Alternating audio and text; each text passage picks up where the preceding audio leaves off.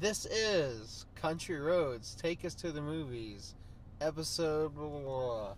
Who knows? Yeah, not really sure. On this one, we're going to go see BLACKkKLANSMAN. Starring, I think his name is John David Washington. I know he's Denzel Washington's son. Adam Driver. And Alec Baldwin's in it. Yeah. Because I was looking on IMDb, trying to find a way to connect this movie to First Reformed, the last thing we saw. I was unsuccessful. But you know, that's how that goes. There might also be some talk about dolphin migration patterns. Of course.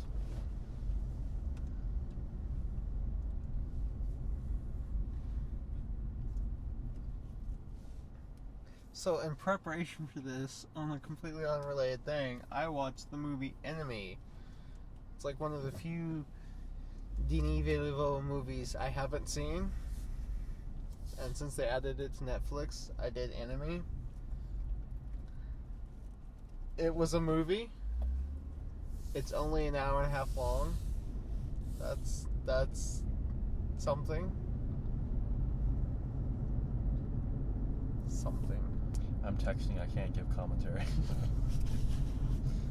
I'm texting while driving. I'm definitely the person driving. There's no video evidence. You don't know that it's actually Parker driving, it's me driving. I'm texting you. Yeah. Kelson always drives. And it's really inconvenient because he has a moped. So that's how we have to get everywhere. That's why the audio quality is so bad.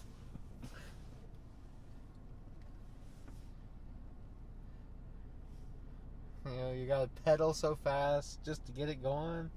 And then it only goes like 20 miles an hour. It takes us forever to get everywhere. We only live 5 minutes from the theater. But the moped just goes so slow, it takes an hour.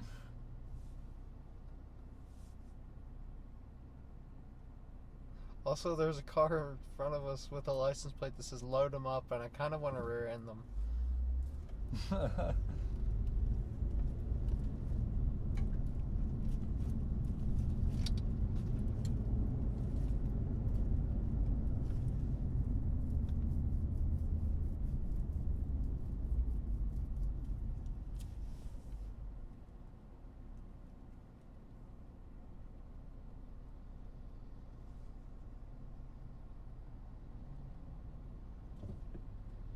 I want to go for long, awkward pauses so that way, if anyone listens to this, they'll think it just cut out and they'll go to check it.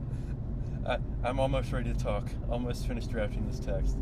Almost finished drafting? Yeah, I'm a long text of, hey, cover my shift, please. Yeah, you got that barista life.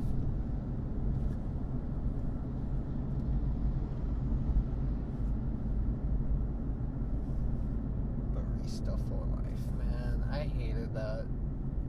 When I worked at Starbucks, trying to get people to cover shifts was a nightmare. I hardly ever could get people to cover my shifts. I was usually the one that had to take people's shifts. Yeah, I've had to twice now. I got somebody to take my shift so I could go see the room. That was important.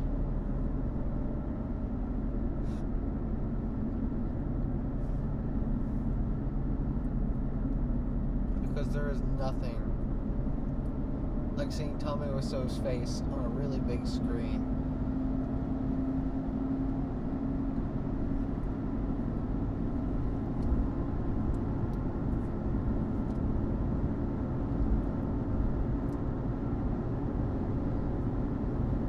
No, what we should have done is I just went talking like this is a solo podcast, and then you open my door like you jumped in the car.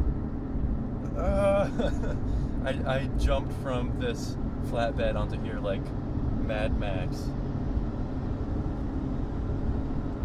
There's even some BDSM bikers.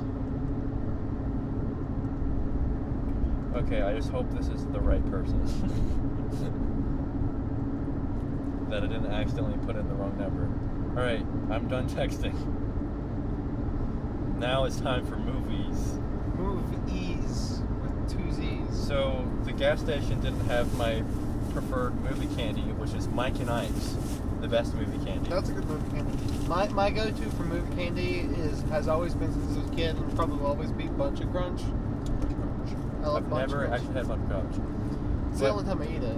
Instead, from the gas station, I got a small pack of Twizzlers, which is like kind of a classic movie candy, unless you're like a Red Lions person. Yeah. And gummy Starburst, which I've never had, and like might be bad, but I've never seen it before, so I thought I'd try it. I had the one time. Put emphasis on the one time. All right, well we're gonna find out. These are gummy Starburst sours. So this is Ooh. actually a movie, not a movie, a food review podcast. Yes. We're gonna review. We switched genres on you all. You all have been punked. Starburst gummy sours. Let's try one out. I'm trying the cherry flavored one right now. All right.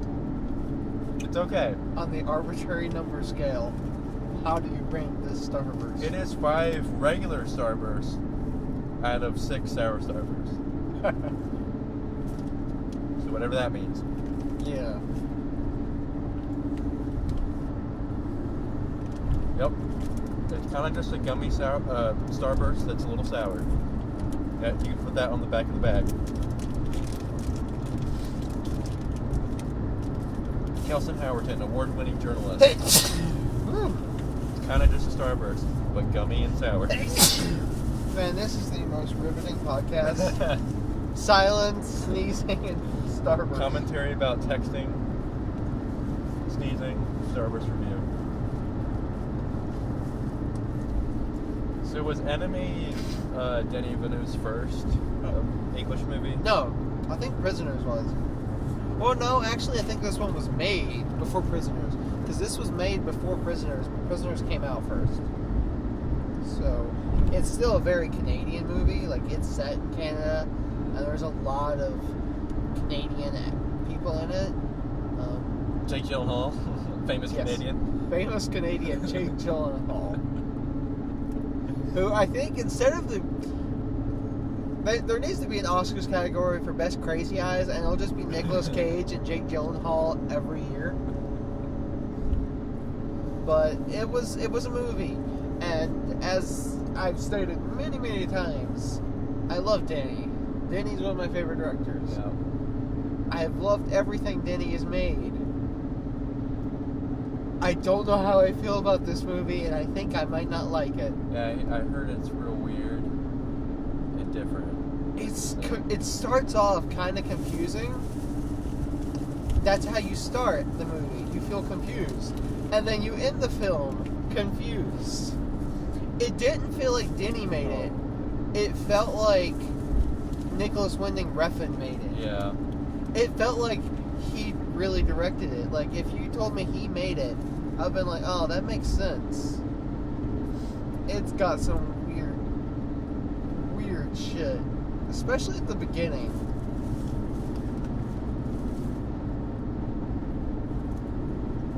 Speaking of weird Oscar awards categories, how about that popular movie award?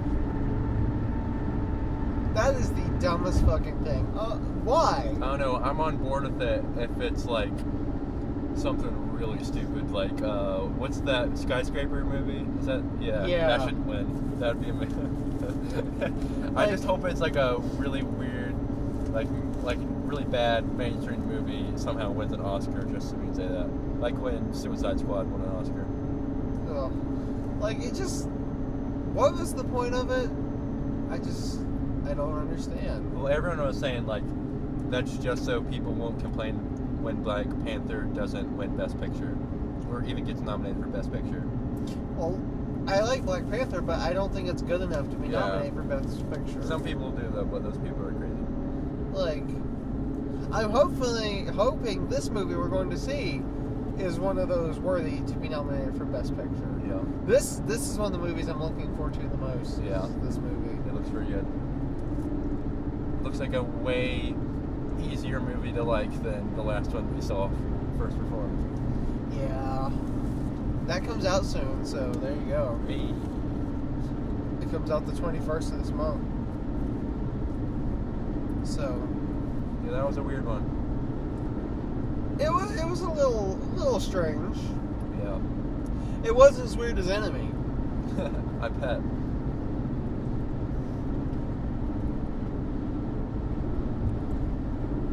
Or podcast favorite, Neon Demon. Oh yes. The best Nicholas Winding Refn movie. I don't know how I conned you into watching that. So glad I did. I still need to watch Drive. I haven't watched any new movies in a while. I think since we saw First Reformed, the only movies I've watched are the Dark Knight trilogy again, because it was the 10-year anniversary. So I ended up watching all of them. I started with Dark Knight, and then I watched Dark Knight Rises, because I haven't seen Dark Knight Rises again since I've started caring about movies. So let's see how this is, and watch Batman Begins again. I haven't seen Dark Knight Rises since I saw it in theaters, and I'm okay with that. Yeah. All I think I've seen since we did that is I watched Her, and I watched Enemy. I think that's all I've watched. What do you think of Her? I liked Her. Her is one I've been meaning to watch for a few years. I liked it well enough. It was a little... It was a Spike Jonze movie. Let's say that. Yeah, I don't think I've seen any Spike Jonze movies. Which is funny to think that he's the guy that was one of the people that started Jackass. Apparently, he was one of those people, and now he's made Oscar-nominated. Did it win anything? Her. Well, he's made several really high up there movies. He's been doing it since the late '90s. Did he do Where the Wild Things Are? He did Where the Wild Things Are. He did one called Adaption, which is one of the most meta movies ever. It's got Nicolas Cage playing two roles, and Nicolas Cage is playing the writer of the movie Adaption and Spike Jonze's previous movie, being John Malkovich. He's playing that writer. Yeah, being John Malkovich. And the writer's trying to adapt a book, which is a real book, but the book's just about flowers. And if the book, and it's credited as an adaptation of that book, but it's just this weird story, and it is so bizarre. And I love it because it's batshit insane, and it's got Nicolas Cage in two different roles. That sounds good. Have you seen Being John Malkovich? I haven't. That's one I've been meaning to watch for a while. I want to watch that too, just because John Malkovich is great. And because it's supposed to be really weird, Spike Jonze. I like how he does really artsy, pretentious movies, but his name sounds like he's going to do Michael Bay movies, because Spike Jonze. He's going to direct the Fast and Furious.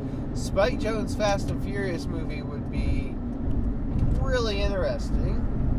I want to see that. No, Wes Anderson directed the Fast and Furious movie. That would be incredible. No, a Wes Anderson Transformers movie. I want Wes Anderson to do all of the crap mainstream. Well, they did. He didn't direct it, but they did a short. Wes Anderson does the X-Men. Oh yeah, yeah. I watched that actually. But it's funny. Spike Jonze is in Her as the most highbrow character in that movie. He's the little alien boy in the video game that Joaquin Phoenix plays, that swears a lot. That's Spike Jonze. Joaquin Phoenix is kind of a weird actor. Yeah. You think about it, he started out really mainstream. He was in Gladiator and Signs and stuff, and now all he does is really weird. Yeah. Artsy movies. Well, no, he's going to be playing the Joker, so. Yeah, that should be interesting. I guess everyone. It's not my Matthew McConaughey Joker that I want, but Joaquin Phoenix Joker could be good. Granted, I don't think that movie is good. McConaughey Joker. Yeah, that's what I'm saying. Matthew McConaughey is the perfect person to play Joker. I would say Jake Gyllenhaal. That's who I was. Jake Gyllenhaal would be good too. Watch Nightcrawler and tell me he could make a good Joker. I think Jake Gyllenhaal would have done a good Ledger Joker too, that character too. But we got Jared Leto. But Matthew McConaughey Joker, come on, you know you want it. No, I would watch that movie where he's bald, where he's balding and he's got a comb over. I think it's terrible, but yeah. There's a movie with him and Anne Hathaway coming out too that looks really bad. Oh yeah, I forget the name of that one. Yeah, I can't remember. Yeah, it's weird. And it's got like Jason Clarke. Oh yeah. I always want to call him Isaac Clarke, but that's the main character of Dead Space.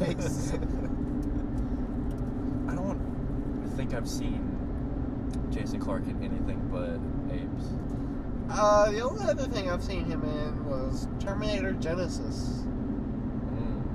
That was, that was a movie with Game of Thrones lady.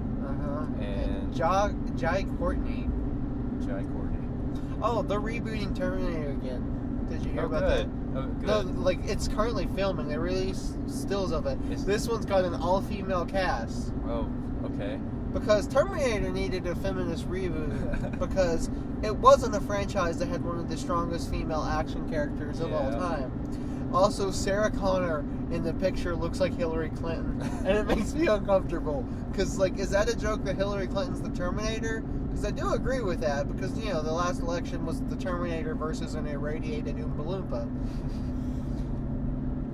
What if Denis Villeneuve did a reboot of Terminator? Because he's doing all the reboots. I'd go see it. It would be good, at least. What if he had done Mad Max Fury Road? That...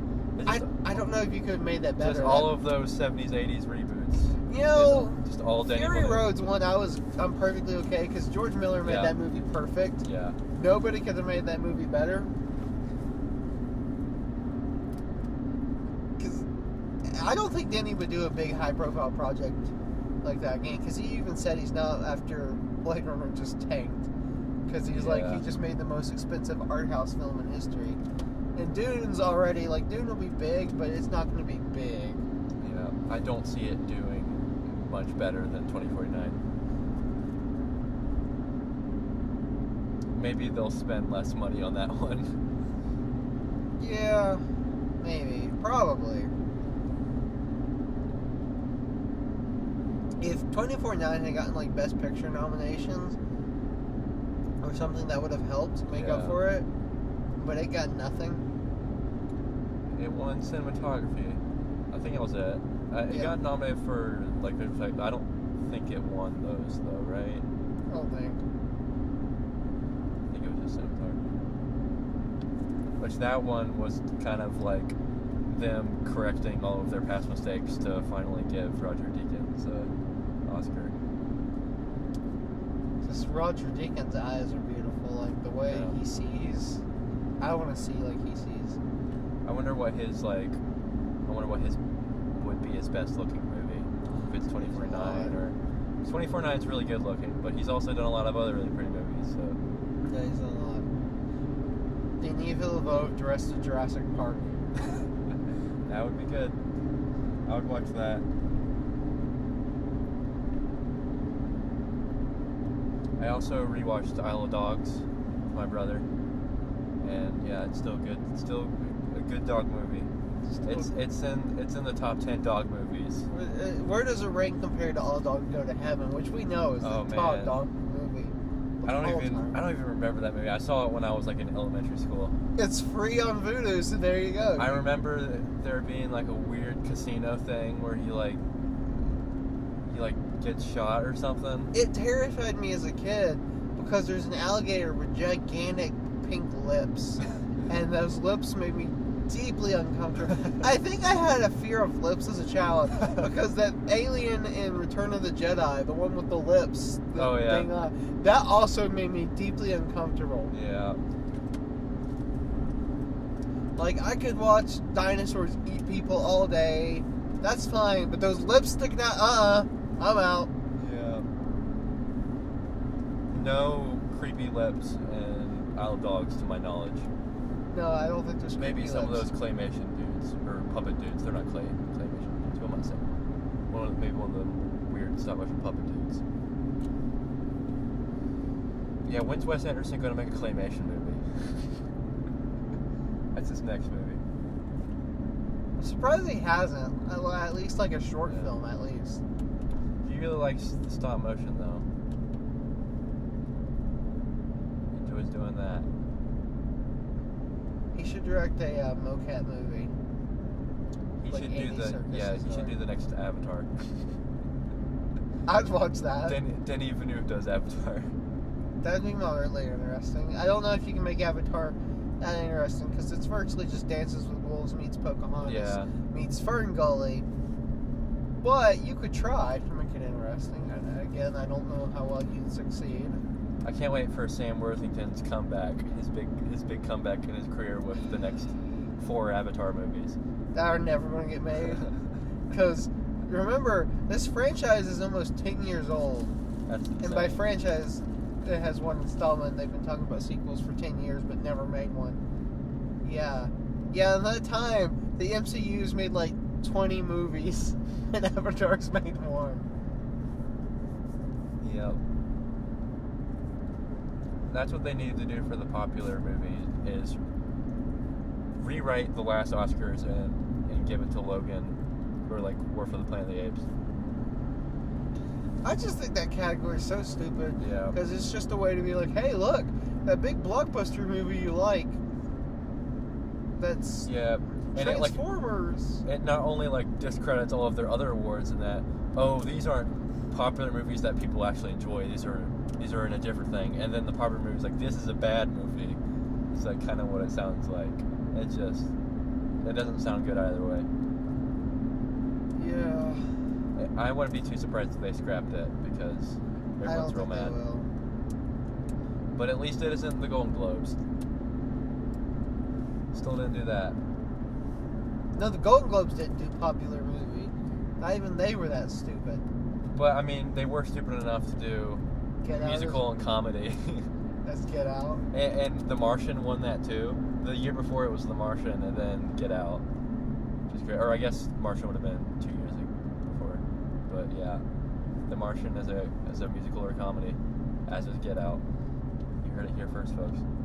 If I was like accepting that award, I'd be like, thank you, but that's not what our movie is. We're glad you like it though, and we'll take this award. We might just like scratch out the musical comedy bit and put like Sharpie in. put like what the movie actually is.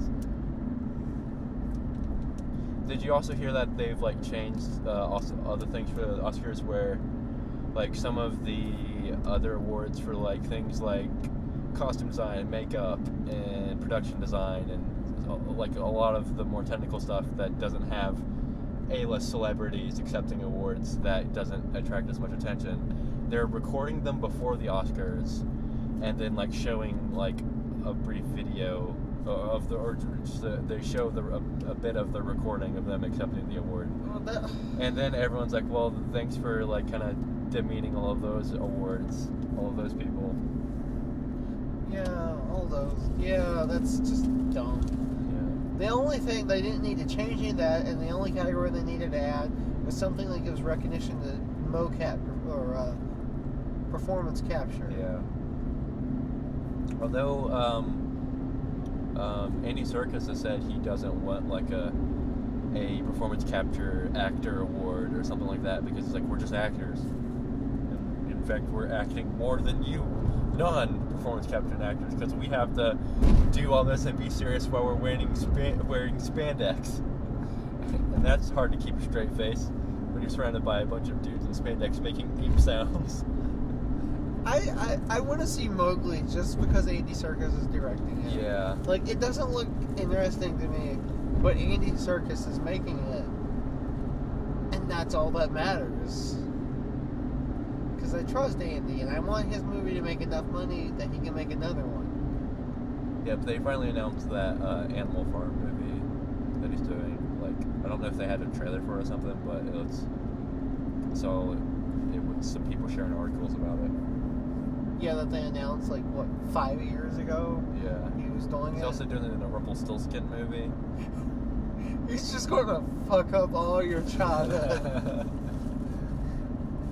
No, Andy Serkis doing a Shrek reboot. Oh no. Live action Shrek, like the Beauty and the Beast one, but Andy Serkis plays Shrek. How long do you think it'll be before we get another Shrek movie? I hope never. The last one I made know, me want to shoot myself. But they're making another Toy Story movie, so, and Shrek makes money, so. Yeah, but Toy Story at least had 3 good movies. Yeah. Shrek had not really any. I liked the third movie actually. My brother I thought it had a lot of funny jokes. I had to go see it in the theater. How old were you when you saw it? What, 5? No, I was older. I was like maybe middle school. But I probably saw it like on DVD. Because my brother made us go see it one day and Meet the Robinsons the next. Oh man. But I've seen like bits of Shrek the Third on TV like in the past several years, and I think there still is some pretty funny bits. It's not as good as the first movie, and it has a lot of dumb in it. There's some funny. It's also got Justin Timberlake, the best actor of this generation, as seen in Inside Llewyn Davis. Have you ever seen that movie he's in with, I think Amanda Seyfried's in it? In Time? In Time? Yeah, I saw that in the theaters. You saw that in the theater? Yeah, just because like some friends were going to the movie, like, oh, well, there's no like good movies, what we see? He's like, alright, we're going to see this weird Justin Timberlake movie. How was that? It was, it like kind of had an interesting premise of like time is the currency. Yeah, but premise. If you run out of time, you die. If you run out of money, you die. But it's not good. I've always thought it was one of those movies that deserved a remake. Yeah. Because like it has a solid premise, but it's not. No, it's like Waterworld. It could be interesting, but it was a bad movie. And it's got what's his face from Batman Begins and Dunkirk and Cillian Murphy. That's his name. I can't remember his name. Yeah. Peaky Blinders boy. Ooh, that's a good name. Peaky Blinders boy. Peaky Blinders boy. He was also, what else was he in? He was in 28 Days Later too, right? Yeah, he was in 28 Days Later. He's in a lot of stuff. Yeah, that's how 28 Days Later starts, is with him naked on a bed. Huh? That's the opening shot, I think. Is he like in a hospital, like in The Walking Dead? Yeah, he is in a hospital. Except unlike The Walking Dead where he's walking around that road, he's just completely naked, just laying on the bed. That's your introduction. Nice. Also, unlike The Walking Dead, 28 Days Later is not a soap opera starring zombies. Yeah. My favorite zombie soap opera. It's a soap opera where there's only like, for most of it, like 2 romances, and it's all Rick and Shane, Mr. John Bernthal, who plays the same character and everything. I like his. My favorite John Bernthal character is his in Sicario, where Benicio del Toro just beats him up a lot. It's a good one. It's funny to see John Bernthal crying and being beaten by a stronger man, because that never happens. Remember Baby Driver? When he's just in the mechanic, but he's Bill. Yeah. Like really high up. Yeah, and like he's in the trailers more than like some of the other characters, and they just show him a lot. And yet he's only in that first part, and then he's gone. Like, and you're like, I kept expecting him to come back. I wonder if like maybe they cut more stuff from him, or if maybe it was just a weird marketing thing. what if he died? Because he did say, if you don't see me again, Yeah. I'm dead. I'm dead. I guess he is. It'd be funny if in the shots of Baby in prison, he's like there in the background. That'd be funny. I rewatched that the other day. That's a good movie. That tequila firefight. So good. I've seen that scene so many times. That and the opening scene so many times. I've seen that movie in general so many times. It's the best musical. Yeah. None of that Disney princess stuff. Yeah, no like snowman singing.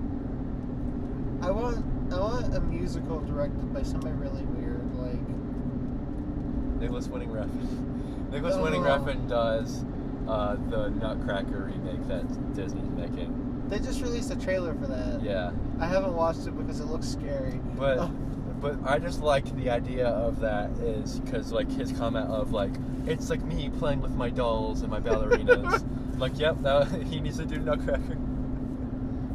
He's so weird. I made this movie because I have, like, a little girl inside me. I'm like, Alright, man. did you eat her? That's what your movie implies. You Yes. did from there. Like, you literally have a little girl inside here. That's what I had before I actually wanted to eat Ella Fanning, but she wouldn't let me. I guess I'll get her next time. I wonder what his next movie is going to be. He's doing a TV show. Oh. Yeah, he's like David Lynching it, where he's like creating the whole thing. I saw a trailer for Yellowstone the other day, or a commercial for Yellowstone the other day. Yeah, I've seen a few. I hope that's good, just so Taylor Sheridan's next thing is good, unlike his last thing, which we won't talk about, which may or may not even be Taylor Sheridan. Sicario 2, Death Soldado! Sicario. Oh, that movie was so bad. Yeah, it's funny that they never say the word Sicario in the first Sicario at all, and then in Sicario 2 it's like, hey, he's a Sicario now, and then at the end he's like, hey, so you want to be a Sicario? That movie just made me kind of sangry. Sad, angry? Yeah. Sangry? We're gonna pretend that's a word. And the worst part is, it wasn't even really funny bad. Like, it wasn't Suicide Squad or The Room or anything like that. It was just bad. Like, it was just bad. And everyone was like, oh, this is an okay summer movie. And But at least, like, Josh Brolin, like, chews bubblegum and shoots people and looks and cool. he wears Crocs. He wears Crocs. At least there's that. I want to see that. I want to watch that movie with him on Netflix where he's a hunter. And he's trying to bond with his son who's, like, into texting. And it's like, why ain't there no air conditioning out here, Daddy? Or something like it was. I didn't watch the trailer for that. I did because. I did too. Well, I don't think I watched. I think it started autoplaying because that's on Netflix. Yeah. Does it? And I saw Josh Brolin in camo. I was like, what? Okay, you have my attention for at least 30 seconds. And then more interesting things kept happening. And I'm like, what is this? Why does it exist? When can I see this? I need this. I still haven't watched it. Maybe that'll be the next movie I watch. Not Annihilation, which I've been meaning to watch for a long time. Yeah, I don't know if that one's ever going to happen. I think it's in, like, development hell as far as you're watching. Yeah, I'm never going to watch Annihilation, even though I want to. Which, that reminds me, I forgot to bring both the movies you let me borrow that I watched and your flash drive. So, guess we're going to have to meet some other time. Like, maybe later. Well, we've got I'll roam it home and get it. We've got some more movies coming up. We had a long gap between First Reformed and now because there just hasn't been much out. Yeah. But now we've got BLACKkKLANSMAN and there's a few more coming out. I really want to see Meg. The Meg. Yeah. Like, I know it's going to be bad, but it just looks like it's going to be the right kind of bad, you know? Mile 22. That's the movie we need to see with Mark Wahlberg. Yeah, I tried to avoid anything that's got Mark Wahlberg in it. I'll make an exception once in a while. There's this movie, it's like The Dog Days or something like that, that's out now. And it's about, like, dogs and stuff, but it's like a rom-com. But it's got, what's-his-face from It and Stranger Things in it. What's that kid's name? And I saw a trailer for it. Finn Wolfhard? Yeah, Finn Wolfhard. And I saw a trailer for it the other day. I was like, oh man, that looks so bad. Oh. There's also Christopher Robin out now, which people are, it's like, it's the sappy movie. Have you seen that meme? And it's got poo. He's like, hello General there. Kenobi. Hello there. General Kenobi. I don't know why, but that made me laugh so hard. I know, me too. I was actually just talking about that with friends on our live stream Friday night. And, like, that meme, like, the General Kenobi meme in general makes me laugh way harder than it should because it's a stupid meme, but that's, like, the best one yet. General Kenobi. And you heard it as General Grievous when you read it. You heard it's like, hello there, General Kenobi. I would pay to watch that movie. Well, there's actually like a video of it, a video version of it too, where it's literally the audio from Revenge of the Sith, where McGregor goes, hello there, and then it actually has General Kenobi, or General Grievous saying it. Oh. Now we're reviewing memes. This is the best podcast. Gotta get them dank memes. Hashtag Snapchat filter. I don't know what the people. I don't know. I don't know what a hashtag is. There's this from, speaking of country roads in West Virginia, in the movie Logan Lucky, which is like half set in West Virginia. All of the characters are West Virginia, but there's this great line in which this character is like, he's like, I heard you're good. They're like looking to get someone to help them on this heist. They're like, I heard you're good with technology or hacking or something. He's like, yeah, I am. I know the internets. I know all the Twitters, all of them. And I'm like, yep, that's a good West Virginia line right there. I know all the Twitters. That's good writing right there. Isn't that like, what's his name? The guy that did Magic Mike. Yeah, Steven Soderbergh. It even has Magic Mike in it. What's his face? Channing Tatum. I about call him Christian Tatum. I called him Taylor. So Taylor Tatum. Christian Bale, Channing Tatum. Christian Bale was almost an enemy. No, really? Yeah. And also has Logan Lucky also has Adam Driver, who's in BLACKkKLANSMAN, coming full circle, with Spike Lee, whose first name is the same as Spike Jonze. Also, Adam Driver was in another movie called The Last Jedi, which was the best Star Wars movie in a long time. Get over it. And Spike Lee directed the old American version of Old Boy, starring Josh Brolin, who's in Sicario 2 Day of Soldado and that Netflix movie. Everything's connected. And he's Thanos. Yeah, he is. And he was also in Deadpool 2, but everyone kind of overlooked that movie. Like, the first one was huge, and then that movie came, and, like, nobody talked about it. Yeah. Like, no one even said it was bad. It just came. Well, it's also probably just kind of bad timing. I don't know. Yeah, you did have Infinity War. Yeah. Should I watch Infinity War, even though I haven't watched, like, the past, like, 8 of Marvel movies, just for that fun experience of not knowing what is happening? I was gonna say, like, you should do. Well, I'm still gonna force you to do this one day. We're gonna take Jurassic Park, and you're just gonna watch them all. Yeah.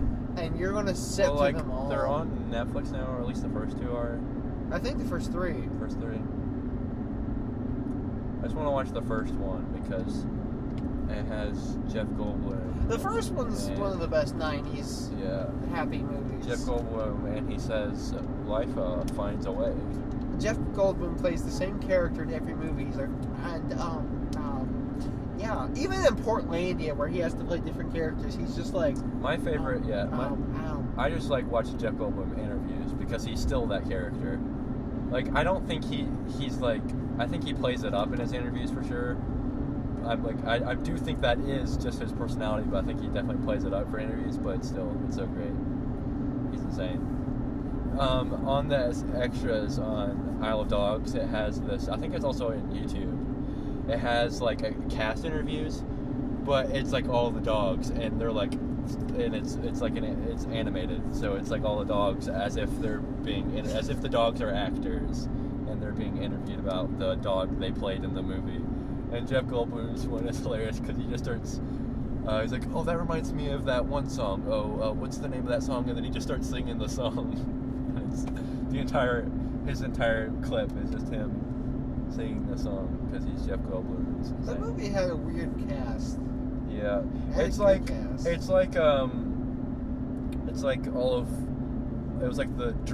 dream team of like all of the actors from his old movies. He just grabs several from like all of his old movies. Frances McDormand and F. Murray Abraham and Bill Murray, Edward Norton, Bob Balaban, I think it's his name. He's very briefly in Grand Budapest, and then he's in a good bit of Moonrise Kingdom. What's his name? Owen Wilson wasn't in it. Yeah, Owen Wilson wasn't in it. Jason Schwartzman wasn't in it, but he wrote it. Luke Wilson wasn't in it. Yeah, he co-wrote it. My favorite Jason Schwartzman role is still on Parks and Rec. Yeah. And he's like that super pretentious film guy. Because, like, every reference he said, I got. Or every one of the real movies. There were some fake ones, but every real movie he mentioned, I got, like, there's that line, she's like, you need to start showing more popular stuff. And he's like, oh, like the Tarkovsky films with the subtitles. I'm like, I know exactly what he's talking about. So I can't really be mad. Yeah. And then he started selling porn. That's it. I mean, it's a good character arc. I mean, if someone says go for popular stuff, what's more popular Yeah, than and he started selling adult films. With including one of Leslie Knope, of Brandy Max playing Leslie Knope. I just had this realization. Okay, you've probably seen like one or two. You ever heard of Say Goodnight, Kevin? Yeah. You know, he did like The God's Not Dead and all that. He has this review for this movie starring Kevin Sorbo called like Dark as Night or something. It's like a super libertarian movie. I'll have to send you the review for it because it's like just super libertarian. Anyways, this kid picks up a hooker who's played by the same actress that played Brandy Max. Oh my gosh. And I was just like... Is that just all she plays? Is she actually a porn star? I'm wondering. I'm like, I don't want to look that up, but I'm also curious. The kid also says one of the dumbest lines ever. She's like, how do you want to do this? And he's like, oh, I don't want any of this. I'm retrosexual. What does that mean? Retrosexual is a lifestyle choice. You know what metrosexual is, right? No. Okay, metrosexual is like guys that are like real chic and into all the fine clothing and what's hip and all that. Like, you know, straight guys that dress like that. Yeah.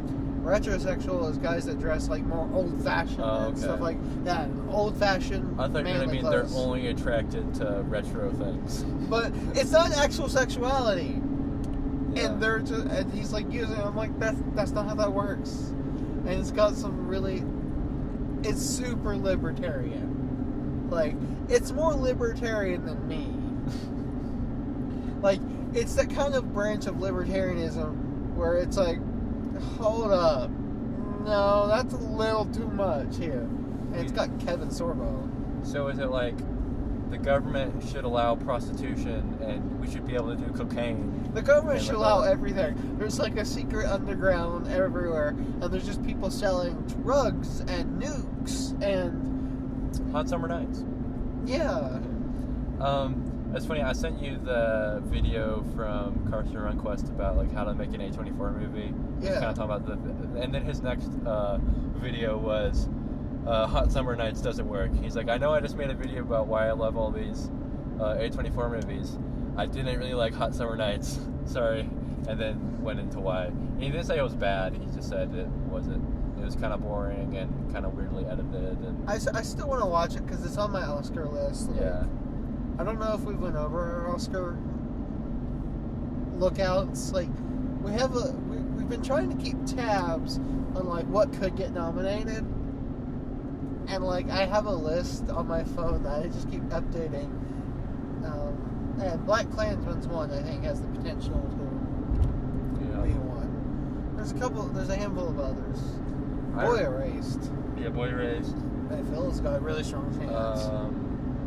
Mary Queen of Scots maybe, because it's just got those two actresses that are in all of the Oscar night movies. Yeah. First Man. I just want First Man. It doesn't have to get Best Picture. I want it to get Best Actor, because two people that need an award is Ryan Gosling and Jake Gyllenhaal's eyes. Has Jake Gyllenhaal ever won an Oscar? No, I don't think so. Was he like nominated for like Brokeback or something? I don't know. I think Heath Ledger, I think, got nominated for that. Maybe, I don't know. That was a weird year, because Crash kind of won most everything. And everybody hates Crash. You still need to watch Crash, just so you can hate it along with me, because I need somebody to see it so they can hate it as much as I do. What's it about again? Racism. Oh. Really bad ham-fisted racism. Is it like as good as the best movie about racism, Bright? Your favorite racism movie? Have you seen Bright? No, not yet. Bright's more entertaining than Crash, because at least Bright you get the luxury of going, what the fuck is happening? Crash, you know what's happening, it's just bad. Bright, yeah, Bright's one you need to see. Like, Bright's, I mean, most movies I say that's one you need to see, but Bright's one you really need to see because it's a special sort of bad. And I do recommend watching it with someone else or in a group because it makes it even funnier. Because, like, it's just really bad. And, like, the movie's problem is, like, it needed to go one way or the other. It needed to either be directed by Guillermo del Toro, who would have made it interesting and fleshed out the world and all that, or Michael Bay would just go full explosion orgasm. And it's stuck in the middle, and it's just bland. Netflix doesn't have a good movie streak. They have, like, Mudbound, and that's it. They did 2 Stephen King movies that are good. Gerald's Game and 1922. Beast of No Nation. Have you heard of that Stephen King show that just came out? Castle Rock? Yeah. Yeah. It's supposed to be good. A dog's Yeah.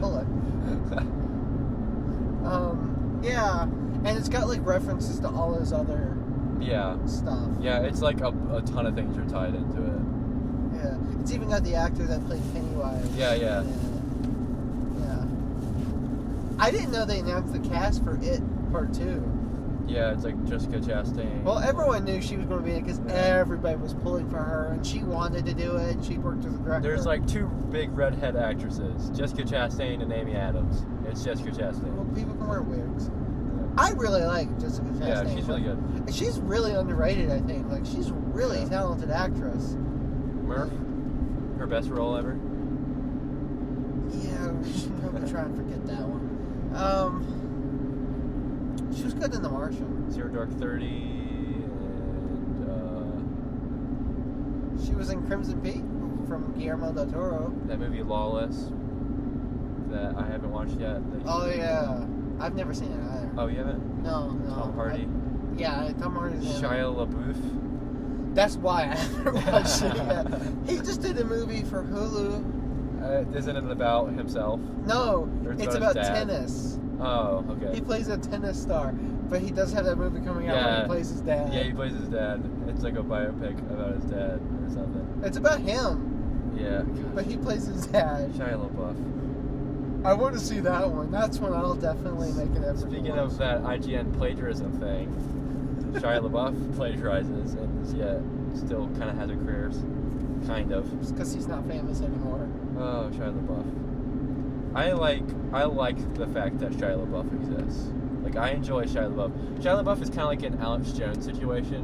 Like, I know he's bad and, like, has done a lot of harm, but, like, it's just so enjoyable to watch the ride.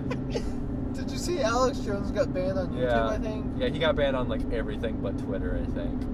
Like, Facebook, Spotify, YouTube, all banned him and took off all of his stuff. But Twitter left him up, and I'm glad for that, because he needs an outlet that's easily accessible for me. And his Twitter is perfect, because it's so short, too, so it's like, boom. Well, as long as we get Alex Jones videos, like the one where he breaks up with Trump, that is such a good video. Oh, man. That's like, that might be my favorite Alex Jones video. I don't know, I love the DMT one.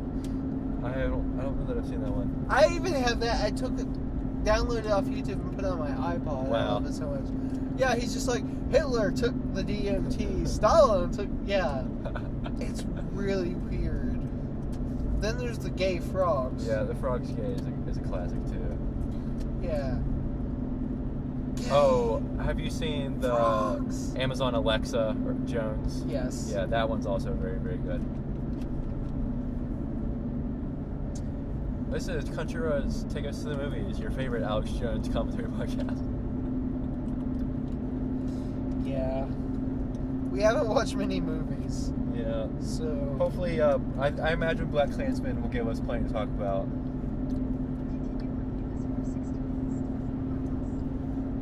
Yeah, I'm hoping. Spike Lee has kind of made a comeback because there was a while when his movies just weren't good, and everybody was like, no. But his last few movies, like, kind of like M. Night Shyamalan, like he's starting to have a comeback. That's one that's weird. I don't trust that yet. Yeah. Everybody's excited for Glass, but I still haven't seen Unbreakable, so I need to watch that, or Split. But everyone says Unbreakable is like one of his best. I haven't seen Split. M. Night Shyamalan, I've seen Sixth Sense, which is good. I've seen Unbreakable, which I really like. I've seen Signs. Signs I really like. That's like a favorite of our family. Signs I watched in a hotel with my dad when we were out of town, and that's when I was starting to like get into like structure and things in movies, and I kept rewriting it in my head. Yeah, like, no, you said you wanted to end after the alien picks up the kid. I wanted to end, like, he looks and he sees that reflection in the TV, just end it right there. No, I need a happy ending for my Mel Gibson. I want to watch Lady in the Water. I've been wanting to watch that for years. Does that also have Bruce Willis? No, it's got Paul Giamatti and everybody's favorite, Bryce Dallas Howard. Is she like a kid in it? No. She's the lady in the water. Was that done before The Village? It was done like right before, right after. Okay, so she was older then. Yeah. It was around the same time. Have you seen The Village? No. I don't know how to feel about that movie. Have you seen? It's weird and kind of not great. And the plot twist is just kind of dumb, but... Have you seen what is one of my personal favorite movies of all time? Or at least, like, it's in that class with, like, The Room and things. The Happening. Yes, I have seen The Happening twice. Are you planning on murdering me in my sleep? No, ma'am. I could really go for a hot dog right now. It's such a... I like hot dogs. Hot dogs get a bad rap. It is such an incomprehensibly bad movie. Or The Last Airbender. That's a personal assault to me, because I'm a huge, like so many people, I just love Avatar. And anyone that loves Avatar and Korra has like this deep, almost spiritual connection to that show. And then you go see that movie, you know what the worst part is? That movie came out on my birthday. Wow. That was my birthday present that year. I actually saw it on my birthday too. Which I didn't have like a huge attachment to the show. Like I'd seen it and I was like, oh yeah, we'll see the movie. But I think we saw it with my cousins. They were more excited about it because they watched the show. And yeah, that was when I was young though, so I didn't really care that much. But yeah, The Happening is incredible. And it's got what's his face? I can never remember the name of that actor from Ice Age, and he's in Chef, and he's in Memento. John Leguizamo? Yeah, John Leguizamo. Yeah. Yeah, and his best role. No, his best role is as Luigi Mario from Super Mario Brothers. Oh no. He was in that. I haven't seen that. I've seen that. Oh, no, I took a summer and I watched every video game movie made at that point. You haven't lived until you've seen all those, especially when you get into the UA Bowl ones. Are you familiar with UA Bowl? No. So, UA Boll is a director. He's a German director. And he makes I think I've heard of really that. terrible movies. But I'm not sure if he's a bad director or not, because he makes more money if they fail and they're bad. So he might be making them bad on purpose, and he's good. But anyways, one time he invited some internet critics of his movies to a fake boxing match for charity where they pretend box. Wow. Plot twist, he really beat them up. He literally just brought his critics and beat them up. That's amazing. But, yeah. But did he get sued after that? Probably, or maybe they were just too scared. I don't know. No, please, not again. But, yeah, it all started with the Super Mario Brothers movies, which if you have to pick any video game movie to watch, which there's a lot of hilarious ones, I pick that one because if everyone's familiar with Mario, I've seen clips of it. No, because it's infamous. I've seen clips of it too, but when you see the whole thing in its entirety, it's so baffling that humans made this, and the people that made it have never made anything else since. Like, you know, we got Dennis Hopper with T-Rex cornrows, and Yoshi's a velociraptor. Yeah. And it has the worst use of Walk the Dinosaur ever. Yeah, humans are just... Everyone's evolved from dinosaurs in that world. So weird. Yeah, I've seen some weird clips of that, like in a casino or something, and like a weird nightmare city. Mushroom Kingdom. That's the whole movie. God. The Mushroom Kingdom is basically Mad Max world. I hate those movies that just feel like a nightmare. It's this weird nightmare world. Hey, look what it is. It's your old favorite coffee shop, Starbucks.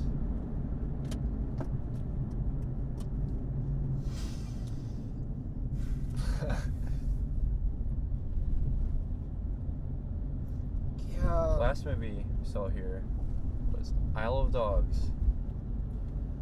I've seen... This will be the fourth movie I've seen. We've only seen one movie here at this theater, right? Yeah, I think Isle of Dogs was the only time I came here. So that means this will be the fourth movie I've seen because I saw The Disaster Artist here, and then I saw The Room here.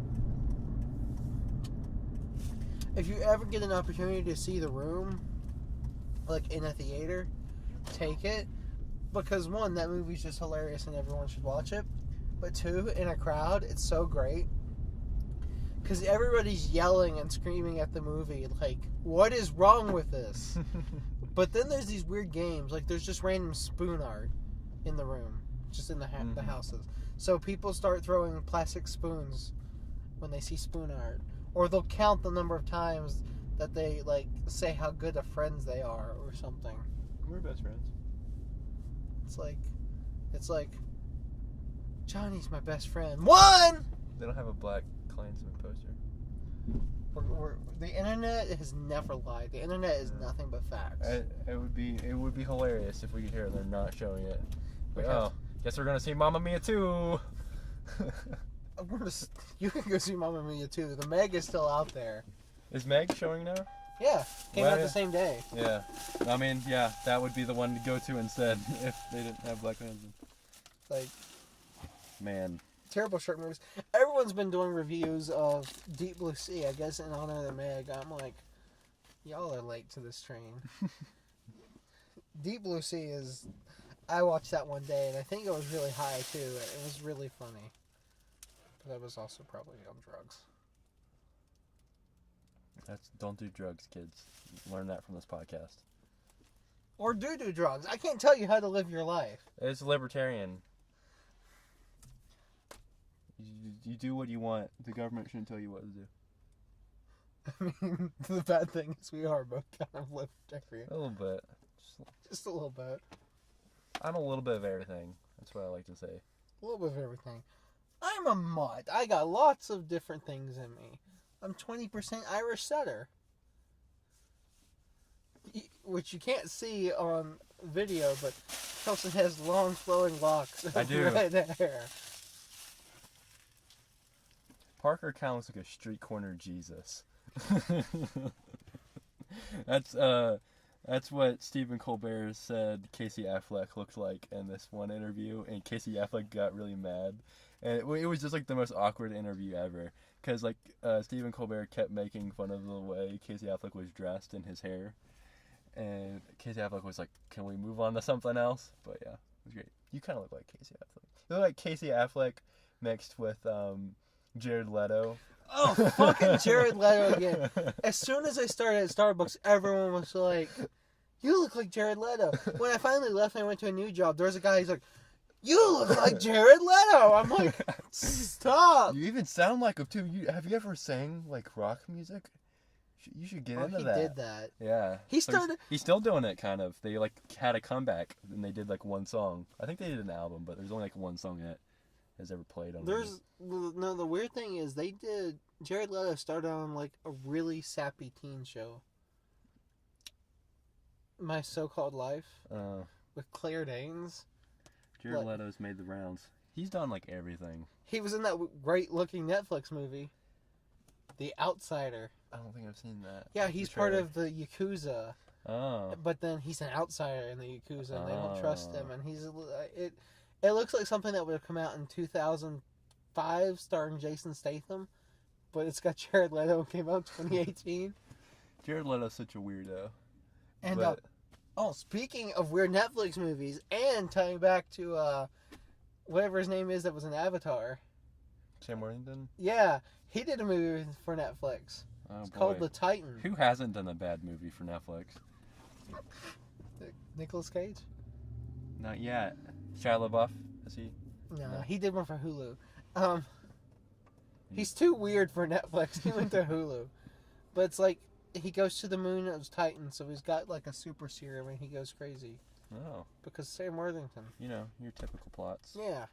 Well, time for us to go see BLACKkKLANSMAN. Racism. What are we about?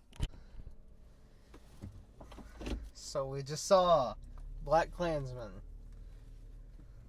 It was a movie. It was a movie. It's like 2 hours and 10 minutes of movie. Well, maybe before we talk about BLACKkKLANSMAN, some of those trailers, I really want to make fun of the one with Bradley Cooper where he talks like Sam Elliott. Yeah, I don't know. He's like a country singer. I feel like that one's going to get nominated for things probably, but... I feel like that one's just going to be bad. Beale Street, that was one I wasn't aware of. That might get the Donald Gleason one? No, that's the one by the guy that did Moonlight. Oh, yeah. Yeah, I haven't heard about that one either. Yeah. That one looks like a cheery romp. Yeah. No, that one looks like worse than Moonlight in that it doesn't make you feel very good after you watch it. Kind of a downer. Moonlight ends not on a down note. It kind of ends on a whatever note. But one that interested me just because of who made it was that movie with Domhnall Gleeson. Yeah. Because it's a horror movie done by the guy who did Room. Which Room is not a horror movie. Now, granted, the scenario is horror. You know, being... real life horror. Kidnapped, raped, and locked in a tiny room for many years of your life. That's pretty horrifying. Yeah. But... yeah, I hadn't heard of that one either. It looks like it could be good. I don't know. I don't know. Yeah, it looked like kind of your generic Conjuring type horror movie. But then I saw who did it, and I was like... but more artsy, pretentious, kind of. Like Hereditary. Yeah. Which, that was supposed to be really good. I never got out to see it.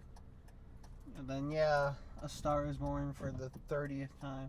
That movie has been remade more than probably any other movie ever. Oh, I didn't even know it was a remake. There's like 6 of them. Really? The first one was back in the 30s, and they've just kept remaking them. Wow. And is it just the same story every time? Yeah, it's basically finding, I think it's always a young woman singer, and there's always some type of relationship and stuff like that. Yeah. But this time with Bradley Cooper and Lady Gaga. Aren't they the same age? Because they were playing him up to look a lot older. Yeah. I think they're like the same age. I have no idea. I don't know. I was never into Lady Gaga. Neither was I. Oh, that wasn't your group? No. You weren't born this way? I was not. You were born the Kelson way? I was born the Kelson way. That's when anyone asks me my way, my race, my sexuality, I'm just the Kelson way. Just the Kelson way. Just the Kelson way. Alright, now into the meat. That Spike Lee joint. I think this might be Richard Spencer's favorite movie. Richard Spencer? Richard Spencer. Oh. He's the leader of the... he actually coined the word alt-right. He's like the alt-right dude. The neo-Nazi dude. Oh! Is he really the Sean Spencer, Spicer, Splicer, No, Snake? he's not. No relation to Spicer. Richard Spencer.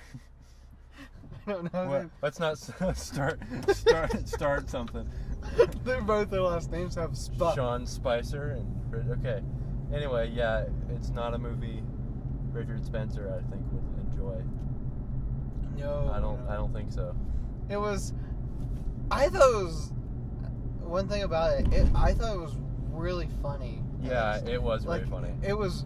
Adam Driver got really good comedic sensibilities. Yeah, Adam Driver's really good. Like, and John David Washington was really, really good. It's the first time I've ever seen him in anything, and he was really fantastic. Yeah. Like Daddy must be proud because he was good. Yeah, he was very good. Yeah, and like when the humor was there, like it was like raw on the laugh, but there was a lot of like in between of not a lot of funny happening. Yeah, it was a dramedy. Yeah. Like it wasn't a straight up comedy. There was very serious elements. Yeah. And the movie is very. I remember a lot of people complained around the last Oscar times, like them trying to be relevant with Get Out and stuff. Yeah. This movie knew the relevance of it, and it completely embraced it because there were so many jokes like the, we can get somebody in the White House. Yeah. Well, that, and then they kept bringing up phrases and stuff that people are using today, like America First was one that was used a lot. And then, of course, the ending, which I don't... The ending. Yeah, which very leaned into it.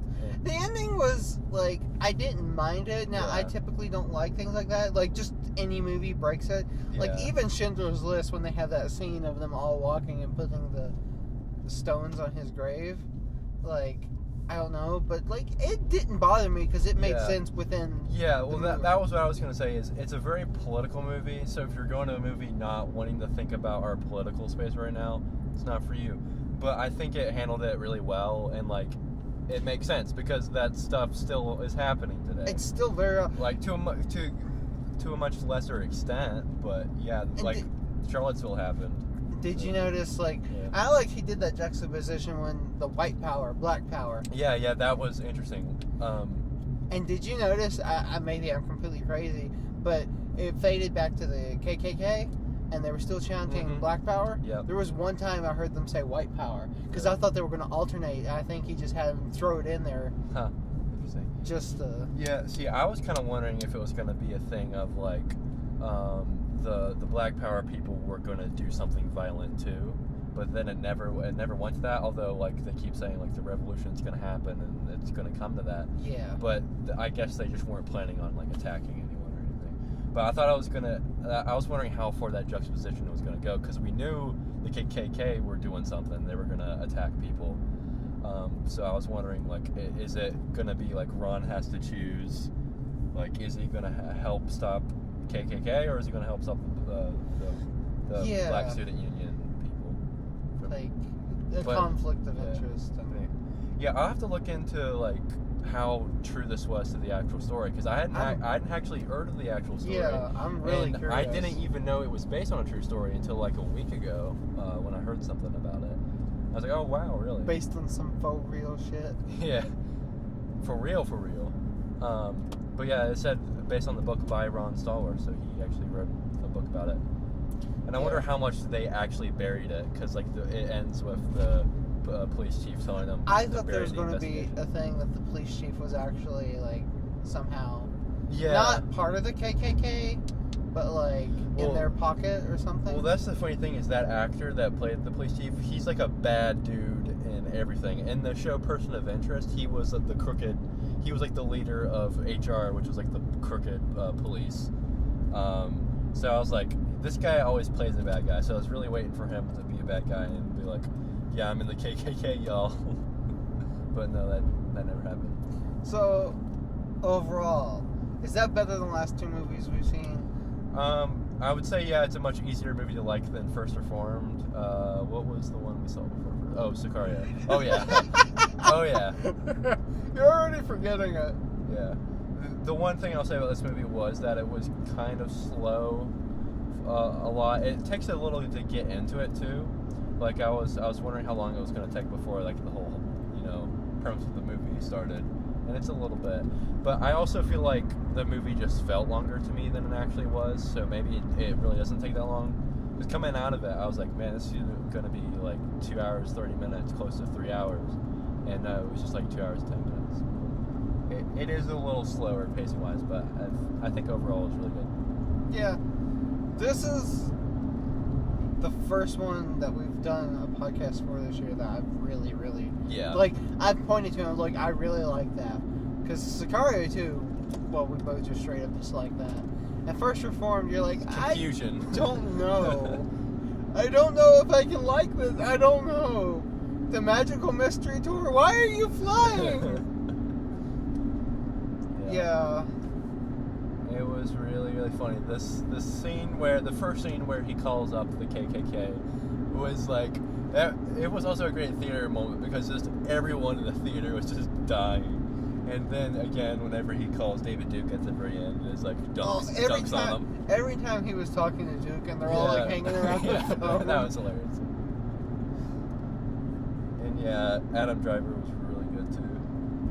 Adam Driver's a really good actor, which I've been saying for a while, but he's got really good comedic sensibilities. Yeah, like, you should watch Logan Lucky.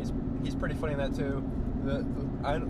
My thing with Logan Lucky is I probably like it a lot more than what it deserves, because like it is kind of not the greatest depiction of like West Virginians and Southerners, and it's like kind of caricature, and like all of the accents are like very dramatic and not like that accurate accents, but it's really funny though, and it's kind of a clever movie.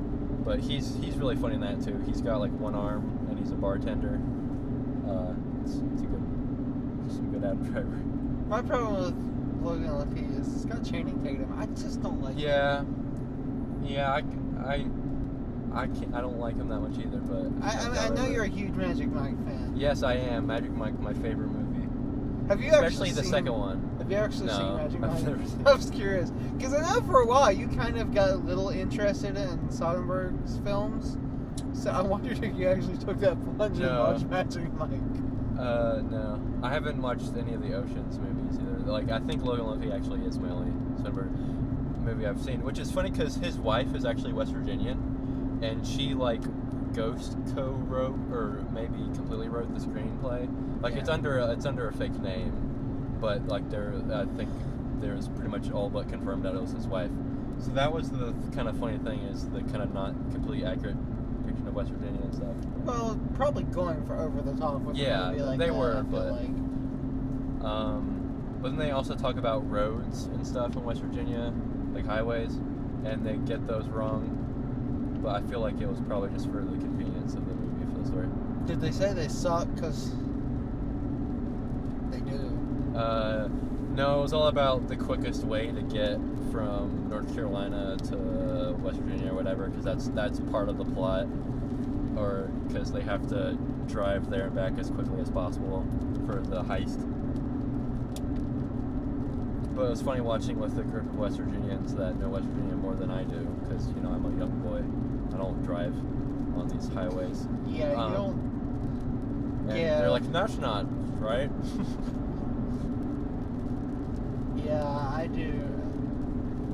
In case people didn't notice, the moped does not exist. Parker is my chauffeur. He actually takes me everywhere I need to go. Which, speaking of, I have classes in the morning. Do you want to... Yeah. You can swing by.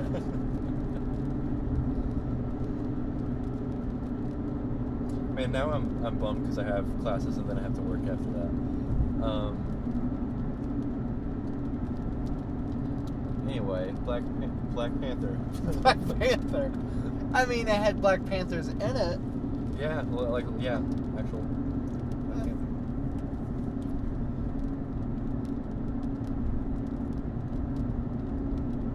But yeah, I liked it. I was really looking forward to it, and I really, honestly, wasn't disappointed. Yeah, it was good. I hope, like, if they have to pick a relevant film, I kind of hope this one gets an Oscar nom, because I could definitely see it getting it. It was really good, and it had it kind of knew when to be serious and when to be funny, and it did that fairly well. If Daniel Kaluuya got nominated for lead actor and for Get Out, John David Washington definitely needs to be nominated.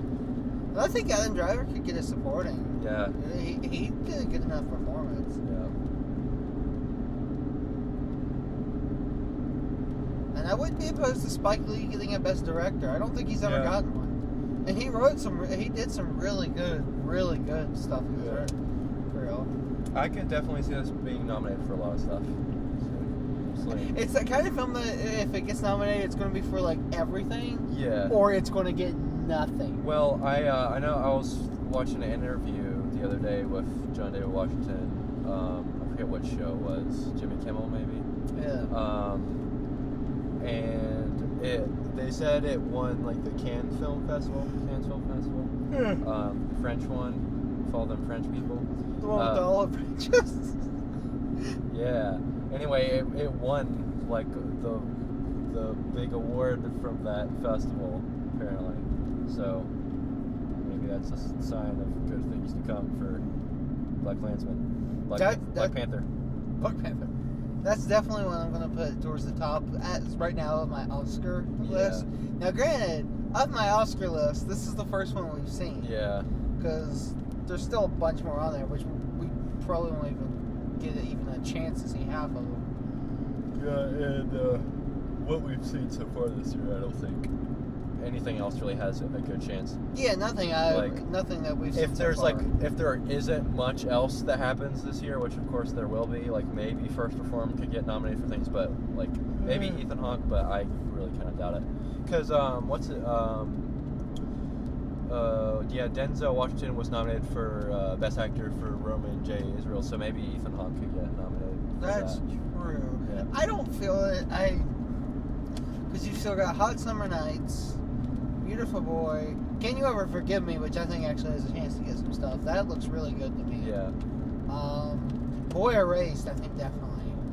Especially given the cast in that movie. Yeah.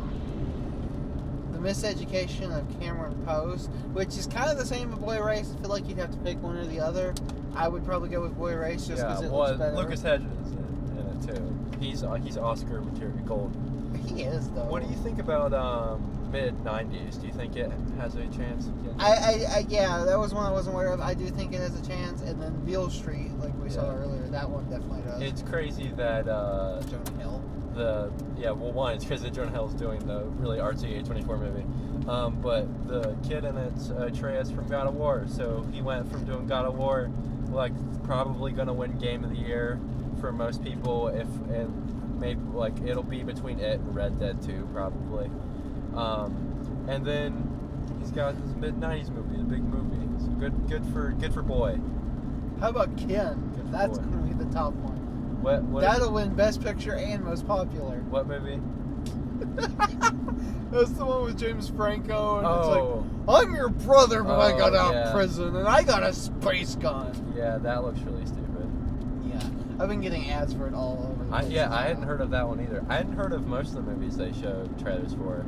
Well, when like the one came up and it just said Tyler Perry presents, I kind of checked out. Yeah. Well, that was funny. Is we got two movies back to back with Tiffany Haddish. Yeah, Tiffany Haddish. I did not know who she was till like a couple months ago. What all has she done? Tyler Perry movies? I don't know. I think she does stuff like that, comedy stuff. like her and Kevin Hart, like those kind of movies we saw, like those kind of comedies.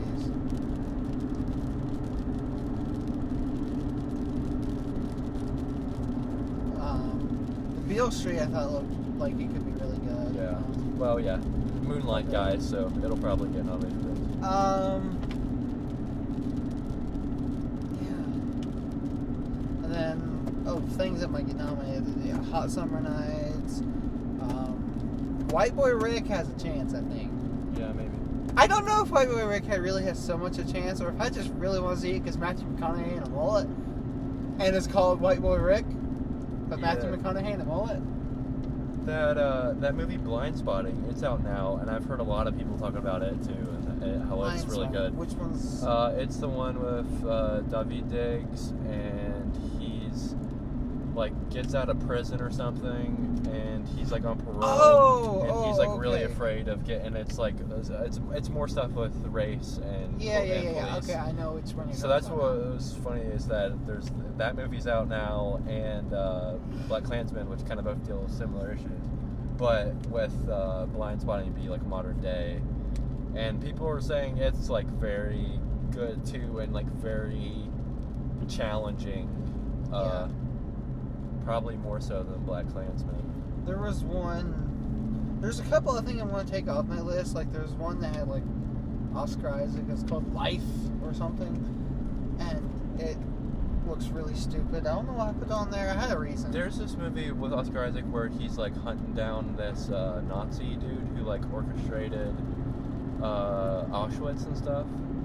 And I saw a trailer for it, and like initially that sounds like it would be a very good thing, but like the trailer didn't look that good. Yeah.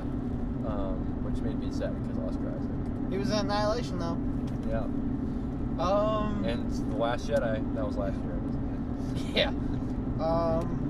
Oh yeah, another one I think it has, a top Oscar pick. Welcome to Marwen. Yeah, not Women of Marwen. It's just something that's said multiple times in the trailer. Yeah,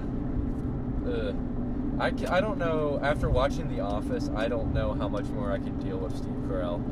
Because he's just, like, sickening. Like, it's just too much. Like, The Office is something that, like, I was kind of blitzing through, because I have never watched The Office before, and this summer I started watching it for the first time. And I started blitzing through and watched, like, 3 seasons, and then now I'm like, no, I need to, like, stop watching it, because it's too much. Cringe. Take a break and watch something else? Too much cringe, yeah. Like 30 Rock? Yeah, maybe. Or something? Right. It's got a lot of comedic value, plus it ends after like 2 hours.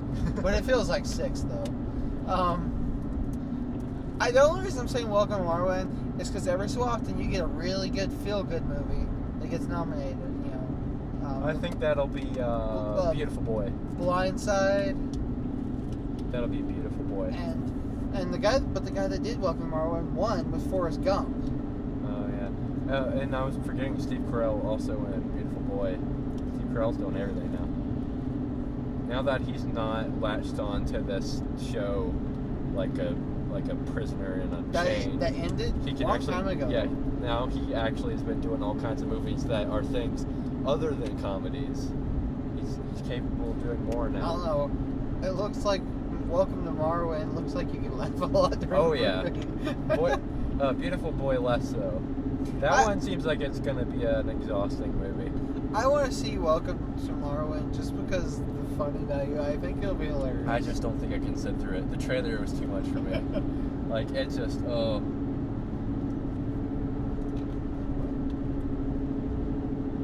I don't know what the next movie coming out that we'll do.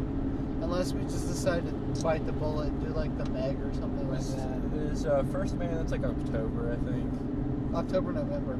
Something like that. I think that one has a good chance to. I think that would be like kind of the more mainstream one. Like The Post? Yeah, like The Post or like maybe like Dunkirk. One that I think a lot more people will see because it's like, oh, Neil Armstrong, astronauts. But also that it's like a very high budget looking movie.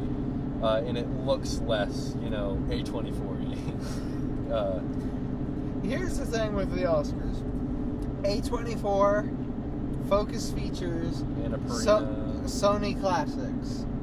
Those are like your big ones that have the most. Fox Searchlight, too. Fox Searchlight, yeah, that's a big one. I forgot that one. Oh, we have another one coming out called Widows. That one could. Which one Widows is, I think I sent you the trailer it's got Viola Davis and a couple other women. It's done by Steve McQueen, who's directed Not 3 that films. one. There's a lot of Steve McQueens. Yeah. He's done 3 movies. He did a movie called Hunger, which was about, he really likes pain and suffering. He did a movie called Hunger, which is about brutality in an Irish prison, and some prisoners go on hunger strike. He did a movie Shane about a guy that has problems with like sexual behavior and addictions to that, which is very, very rough to watch. Very, very good, but very rough to watch. Then he did 12 Years a Slave. He really likes pain. He makes exhausting movies, Yeah. Yeah, I accidentally saw 12 Years a Slave 2 nights in a row, and it was exhausting. Well, I didn't do it on purpose. I was trying to see another movie called Nebraska. Yeah, it was really exhausting. But yeah, he's got that one coming out, and it's about Viola Davis and stuff, and like these other women. Their husbands are all like in a a group of like bank robbers or something, and they all got killed. And so they decide to like finish the job. Interesting. Yeah. It's going to be like Ocean's 8, but probably really really good. sad. Really sad. Really well made. It's not going to have Sandra Bullock. She was in that, right? Yeah. Yeah. I don't like Sandra Bullock. I think. No, never mind. I was gonna say. I think coming up is Sisters Brothers, or is that the name of it? Yeah. But I think that one's actually later too. I think it's in October. Yeah. I was trying to remember. I think there was more in August, but maybe not, or September. Maybe we were just really excited for the Meg and didn't realize it. Because it and BLACKkKLANSMAN are all that's out right now. I'm Sorry to bother you. It's like kind of edging out now. kind of getting bound and determined to see the Meg. We talked about seeing 8th grade, but that was just didn't quite cool enough. Yeah, that might be an Amazon one. That's another neon demon. I still need to watch Florida Project too. It was alright. Just because from those movies from last year that I still haven't seen. Shape of Water. That's what I would pick. The Post, I need to see still. Post isn't bad. Darkest Hour, I need to see still. Yeah. I'm still kind of weirded out that Shape of the Water won Best Picture. Like, it's just not the type of movie that typically wins. It's so genre-y. But it's really, like, it's just a beautiful fairy tale. That was reminded me, like coming out of 3 Billboards. I was like, that was a movie with an uncomfortable level of uncomfortable amount of N-words said in it. And then we'll watch BLACKkKLANSMAN. It's like N-word every other line. Like, yeah, I was a little uncomfortable. But there was a lot of N-words in Imagine if it had BLACKkKLANSMAN. Samuel L. Jackson. Yeah. Adam Driver says the N-word a lot. Let's get him. Have you ever seen Django Unchained? No, haven't. I've heard it's very good. There's a lot in that. I've heard a lot of people say that's like his best movie. Generally, Pulp Fiction is considered his best. Yeah, maybe. Reservoir Dogs. Kill Bill's got its following. I probably like Kill Bill. I'm not a huge Tarantino person. I actually don't like a lot of his films. I've seen all of them except for, I think, The Hateful Eight, which I've been meaning to watch forever. It's on Netflix. And I think Kill Bill is my favorite. Django's alright. It's also a bit much sometimes. Tarantino's a bit much for me because he doesn't have his own style. Everyone thinks he does because no one that grew up watching his movies in that age range, 40s down, gets the references. I grew up watching a lot of the stuff, I guess Tarantino did, like Italian westerns and kung fu movies and Italian horror movies and all those stuff like that, those B movies. And that's all he does is rip those off. I guess where a lot of people don't know them, they're not familiar with them, but he'll just do, this is this one director's trademark, and this and this one, and that's how his style is made up of. Yeah. And it bugs me. The only thing distinctive for Tarantino that I've heard people talk about is an inordinate amount of blood. Yeah, his movies got a lot of violence. Kill Bill has a section that's in black and white, because they had to do it in black and white to get it rated R. But, like, it's not, like, super duper gory blood. It's, like, very cartoony. But, yeah, it's, like, a lot. Did he do V for Vendetta? That maybe had a lot of blood. Yeah. Yeah. Well, I mean, I guess only in that scene where he cuts a lot of people, but it was, like, kind of a cartoony amount of blood, too. It's kind of that movie was so forgettable for me. I did not like that movie. Yeah. I don't even know who directed that. I used to know. I know who produced it. The Wachowskis. Stephen Fry was in it. Yeah. Did you know half the scenes with V are with another actor? Not Hugo Weaving. Really? Yeah, they had another guy in there and he had to leave for some reason. But since he's wearing a mask, they just kept those in and put his voice. His voiceover? Yeah. That's my car. Someone stole my car and drove it all the way down here. Get that Dairy Queen fan food. Did we already pass by the billboard? No, we're coming up on It's a good billboard. it. That's like the best attraction every time. We're like, the billboard.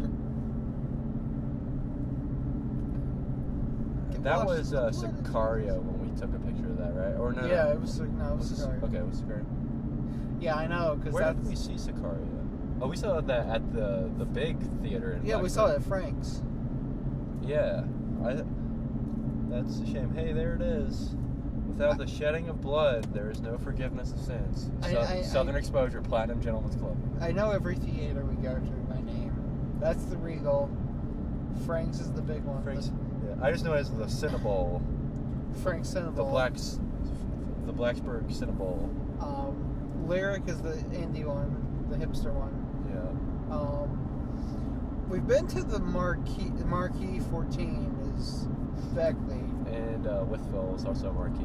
Withville is also Marquee. We've only been to that one once, right? Yeah, I think I've only been there twice. It was the same movie both times. Quiet Place. Yeah. We should probably go there again. That's a good one for like more of a mainstream movie. Yeah. Like if we ended up going to see the Meg or something more mainstream there, because there's just less people and it's more relaxed. And it's shorter distance. Yeah, for something that you're not as on board with. Yeah. The Beckley one, and then the Ritz. We haven't been to the Ritz since we started recording. Yeah.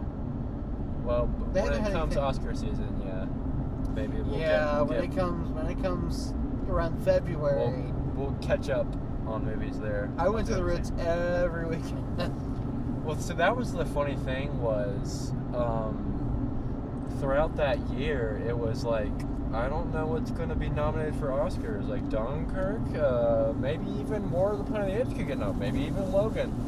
And then it was like Oscar season, and I'm looking up a list of like movies people are predicting are going to be nominated for Oscars. It's like, I haven't heard of any of these movies. And then the Golden Globes happened, and 3 Billboards outside of Ebbing, Missouri won things. It's like, I had never heard of this movie. And then it was like, that's when we started to see all these movies that... Did we get to go see 3 Billboards together? No, I had like the flu. Yeah, because we had intended, we went to see them, they had them one every weekend, and we went to see Lady Bird. That was the first one. Yeah. And we had planned to see every single one. And then you got sick, and we missed 2 weeks, yeah. All of them. Well, no, yeah, I think it was 3 weeks, because 2 weeks of I was sick, and then the third week was I'm still catching up on all of the stuff I missed from school. Well, because we missed all of them except for, we saw Lady Bird. And then Phantom Thread. I think that was it, yeah. And then I watched 3 Billboards as soon as it came out digitally. And then I didn't get to The Post or Darkest Hour from there. Did the Ritz show Shape of Water? They did, yeah. Okay. I saw it, I got to see it at the Lyric, my girlfriend and I went. But, I think they showed everything but Dunkirk, which they may have shown earlier. Call Me, we did see Call Me. We saw that. But we saw it at a different theater. Lyric, yeah. I was thinking Phantom Thread and Lady Bird were the only ones we saw, but we did see Call Me. That was a fun experience. Yeah. That was the moment we both realized we're gay. Just right up there on that balcony. Yeah, Army Hammer. Lights it down, doesn't matter. He gayed us. I still like that movie. It was weird and uncomfortable and very long. And, the uncomfortable bit mainly just the peach scene. The rest of it's fine. It did have that peach scene though. Yeah, that peach scene. I was just it comes out of nowhere and it gets you. Yeah, you're not expecting it, and you're like, wait, what? No, he's not doing it. No, no. Oh fuck! And then Army Hammer comes in the room, and you're like, no. It's you don't do that. That's just weird. I don't know. That's just weird. I can't wait for the sequel, man. That's a weird movie to get a sequel. Yeah. I mean, I guess there's weird Especially ones. since the book didn't get a sequel, but Now there's Blade Runner, I guess. Yeah. Oh man, Blade Runner. What a movie. I've been wanting to watch that again. I haven't watched it in a while. I want to watch both of them back to back one day. Yeah. I've watched the Tears in the Rain seen on YouTube like a lot, just because every now and then I'm like, you know, I'm in that kind of mood. Hear that music? Yeah. Yeah. It's a good one. Yeah, I'm still surprised you haven't seen Shape. Yeah. I figured that one would be one just because of the buzz you would track it down. Yeah. I don't know if you'll like it or not because it's very Guillermo del Toro-y. And have you seen any Guillermo del Toro? I don't think so. He's got a very distinct style. He has a very weird filmography. Like, he has Pan's Labyrinth, Shape of the Water, Cronus and Devil's Backbone, which are these really artsy, dark fairy tales. Then he did Pacific Rim, which is giant robots punching giant monsters. And, like, that's not one he just got attached to. That was a passion project. And then he had Crimson Peak, which just... I still haven't seen it. It just kind of came and went. It was just like a throwback horror movie. And the Hellboy movies, which is, like, I guess his attempt at superheroes. They're all good. Well, all the ones I've seen. I can't speak for Crimson Peak. I haven't seen it. Had Tom Hiddleston. I remember seeing trailers for Pacific Rim. Like, man, this looks so stupid. Like, the dialogue and everything. And then I'm like, oh, it's supposed to be. Yeah, I looked up, I was like, man, that looks really dumb, like Transformers.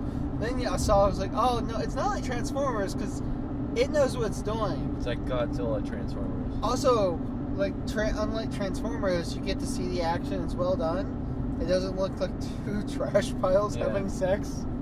No, it's Power Rangers Godzilla, that's what it is. So those big suit things, those big robot man. If you want a lot of fun, and if you want to just destroy your brain, watch all the Transformer movies back to back. I've seen 3. I saw the first 3 Transformers movies. I have seen the first Transformer movie, and that has been the only one I've ever watched. Really? I thought you watched the one with Mark Wahlberg. Wasn't it? Maybe you were talking about it. Wasn't it like 3 hours long or something? Yeah, it is almost 3 hours long. Because that was a big thing. People were going on about the length. Like, why is it this long? And I think that was 2014. And, like, that's something that people just loved about Fury Road. Because it's, like, 2 hours, like, right on the dot. And it feels so refreshing. Because it gets in, and it gets out, and doesn't drag.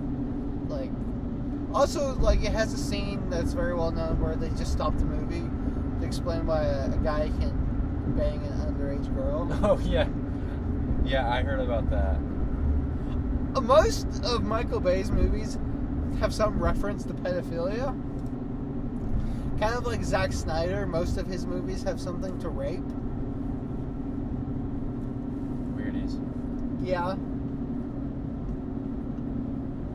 And the Oscars love their statutory rape movies. They do. There's at least 3 I know of. Wait, no, he's overage. I was trying to think about The Graduate. I'm not even sure if that got nominated.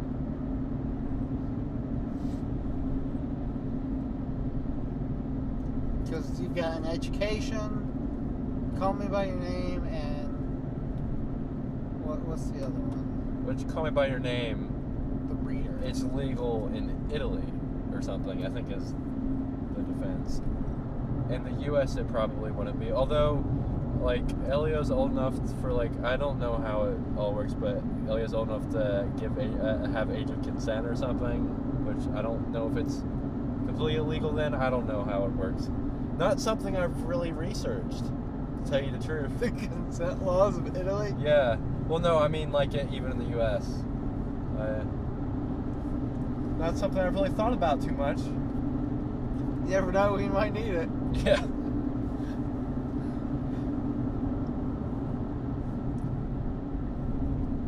Yeah, that movie was...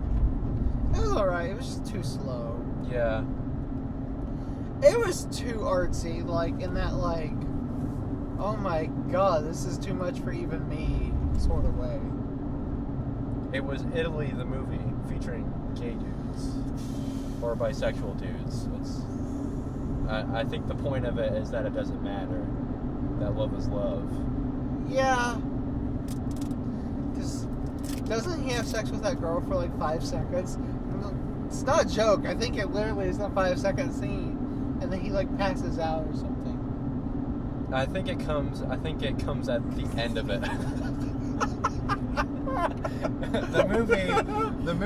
The scene starts towards the end of their encounter. Let me reword this.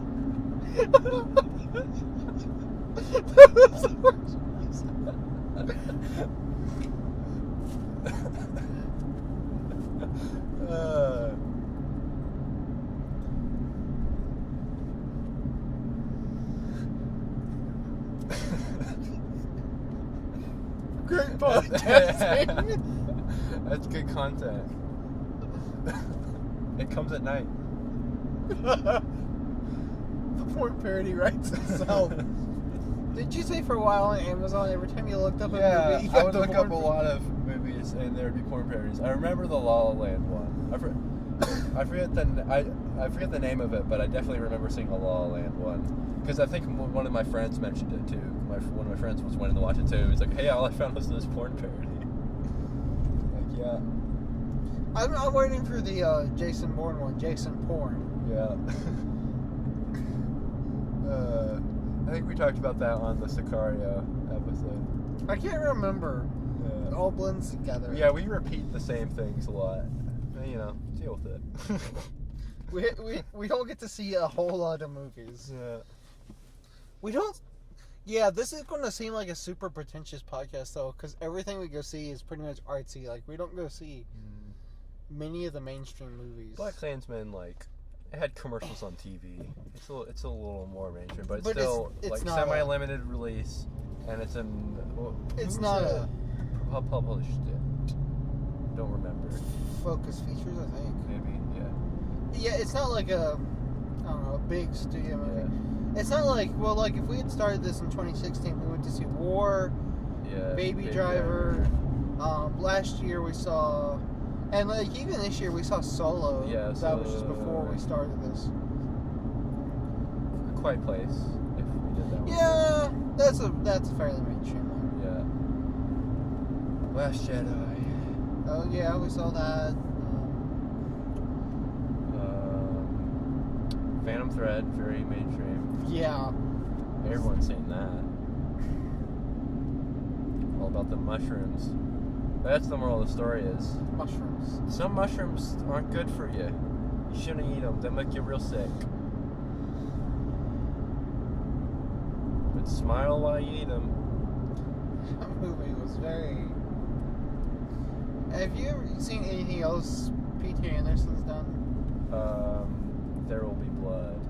Oh yeah. Yeah. That's one of the best. I drink your milkshake. I think The Master's the only big one I haven't seen. I haven't seen his first one, which is called Magnolia. But I saw Boogie Nights, because that's also on Netflix. Punch Drunk Love, which is one he made with Adam Sandler. Which is really weird, but it's only like 90 minutes.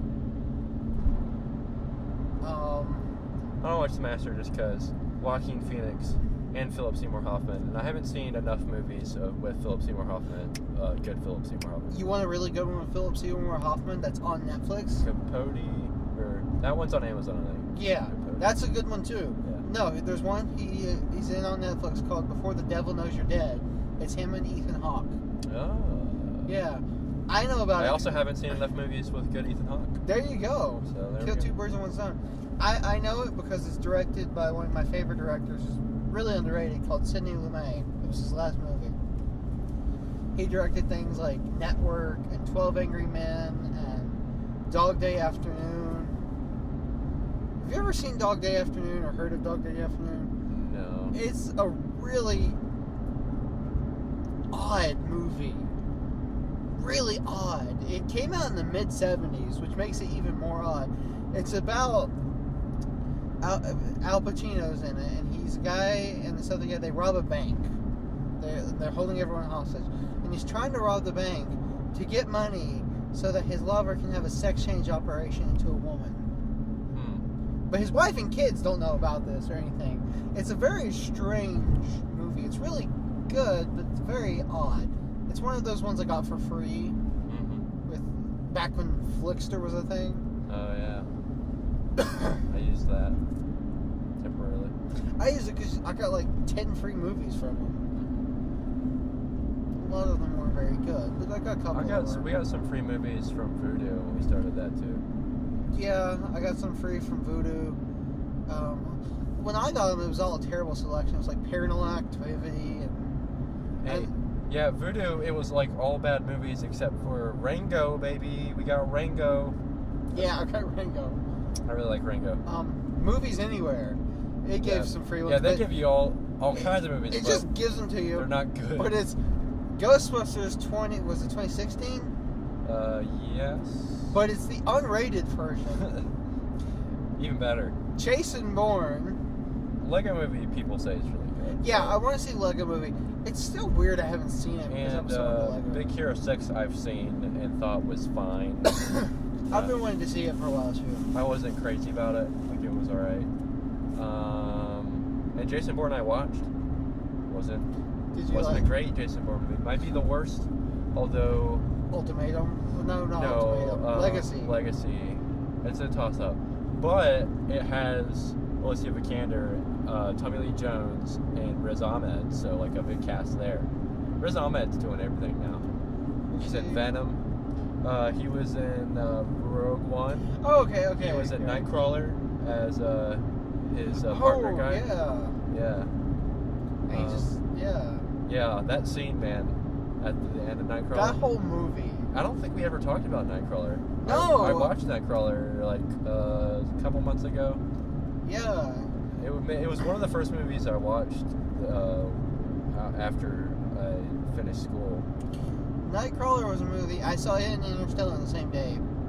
I think I saw Nightcrawler first. It came to the Bluefield Theater really weirdly. And I watched it. Jake Gyllenhaal's crazy. I thought it was really good, and he would make a really good Joker. And it was just a really good movie. And then I went to see Interstellar, and I ended up leaving the theater in a ball of furious rage because of that movie. If it's not clear, I don't like Interstellar. I watched it recently, and like I was less angry, but I still strongly disliked it. Yeah. Mostly because Murph! Love can be expressed across all the dimensions. Man, I don't know. I like how Matthew McConaughey is in that movie. It's like great. He's so Matthew McConaughey. He's the most. Maybe we need to start looking to the stars before we turn to dust or whatever. Yeah, Nightcrawler is pretty good. Apparently, like Jake Gyllenhaal lost like a lot of weight for that movie, and like kind of made himself kind of sick for the role. Well, this is right after Prisoners, when he's like super beefed up for no reason. He's like super muscular in that movie, Really? and there's like no reason for him to be really muscular, at all. Because it was not even a physically demanding role. Where like he drives a car like wiping blood out of his eye or something like that. He almost wrecks a car with a little girl in the back. That was my first Denise movie. Yep, he's a good actor. You wouldn't know it because a lot of the things he's most known for are not always the best. But he's a good actor. Donnie Darko's not bad. That's shaky. A popular one. Yeah, but he was a kid then, so like a lot of kid actors don't turn out to be that great. He wasn't really a kid. He was like 18. Well, Field of Dreams. I think he's in that one. Field of Dreams or whatever, the one where they build a rocket or something. I don't know. Oh, October Sky. Yeah. That one, yeah. The one my grandmother liked to watch, but I always refused to. Spencer Carpet. Relevant. Yeah. Sean Spencer.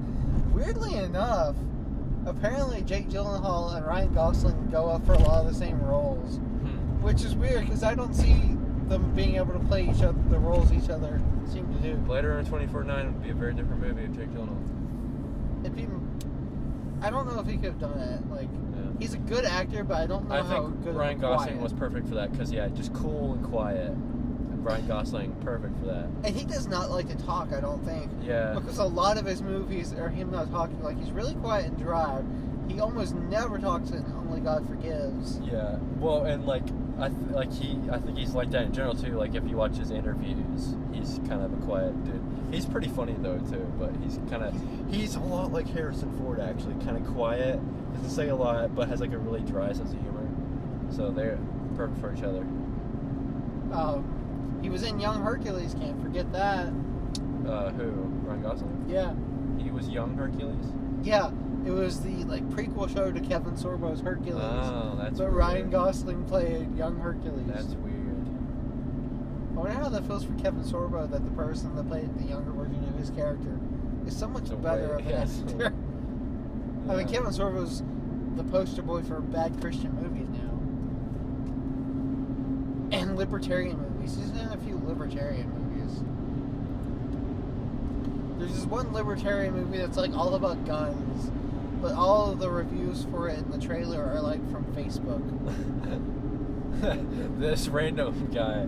My uncle said, yeah, this is a good movie about why we need to keep our guns locked up from those who want to take them. It's really weird. What are Jake Gyllenhaal's best movies, though? Nightcrawler. Prisoners, maybe. Prisoners. Zodiac. Donnie Darko.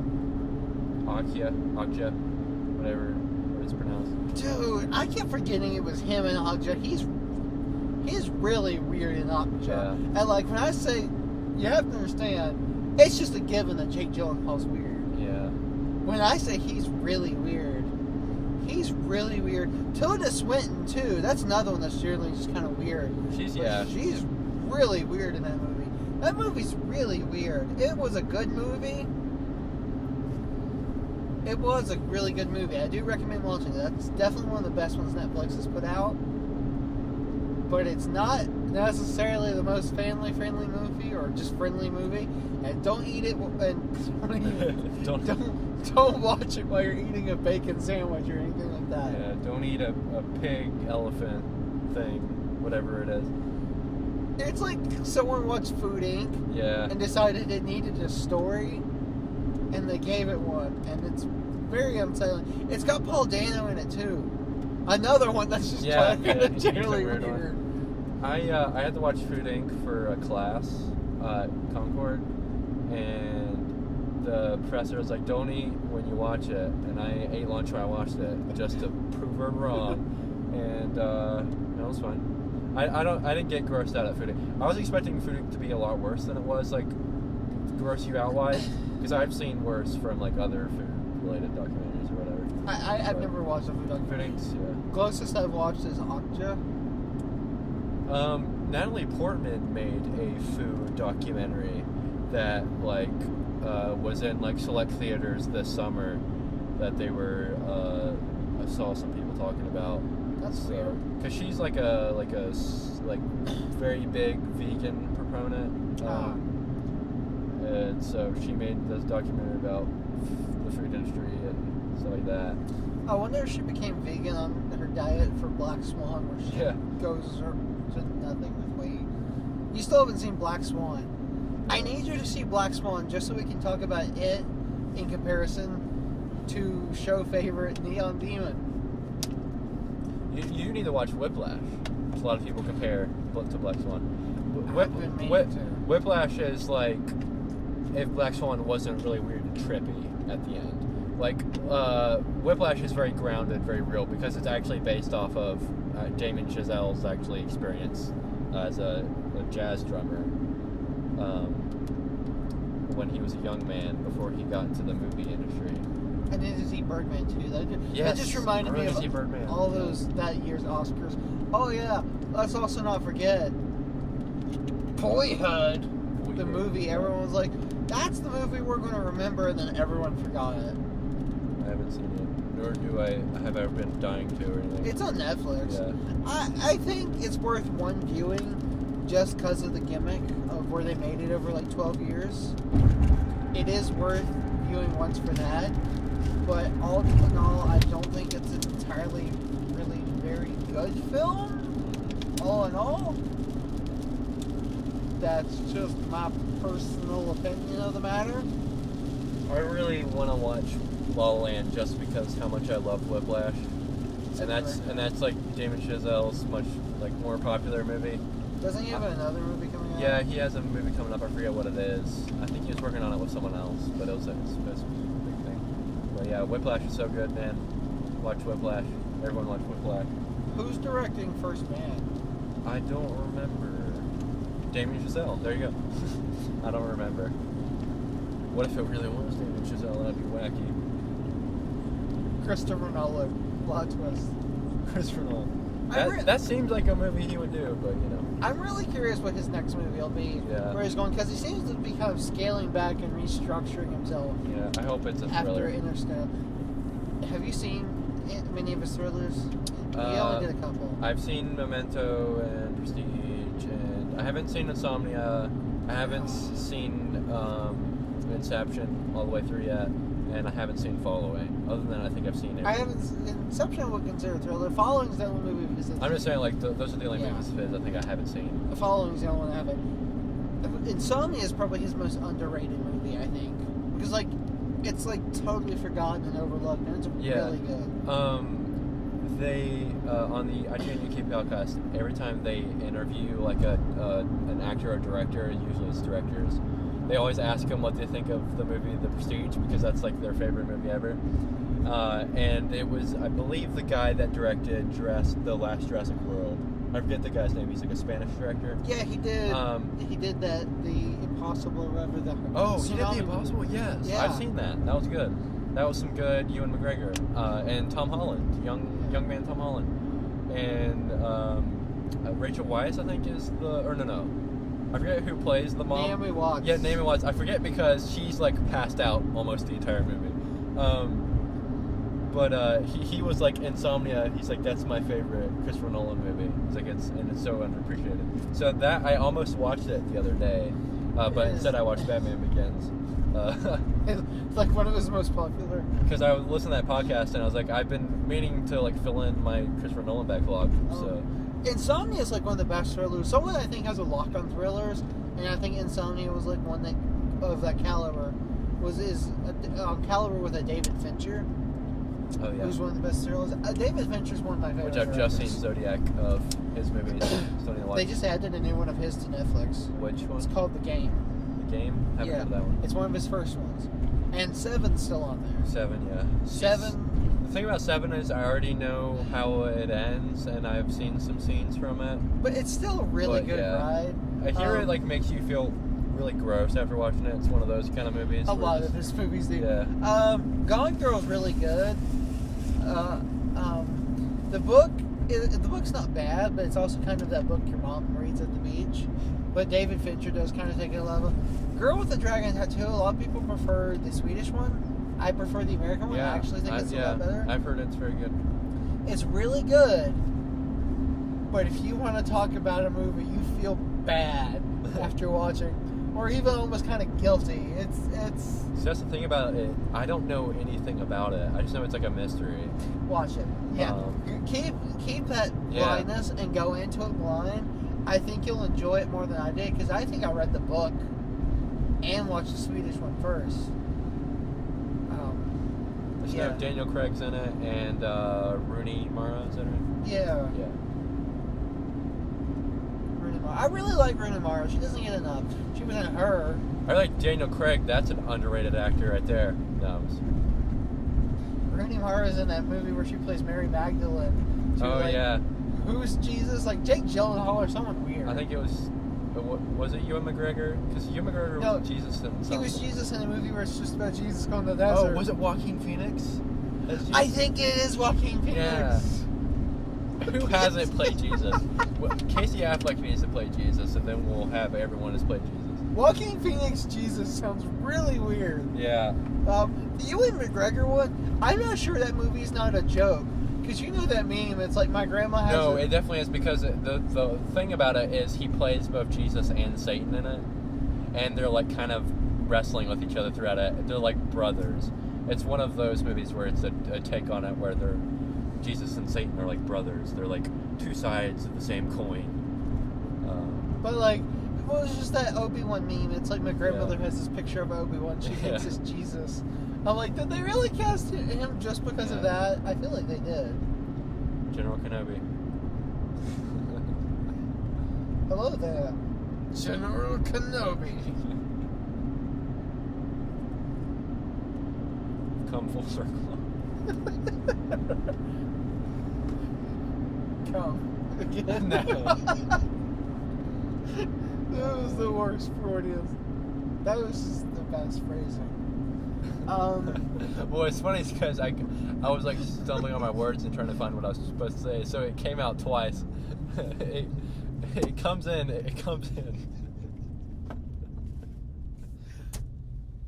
We're 12 apparently.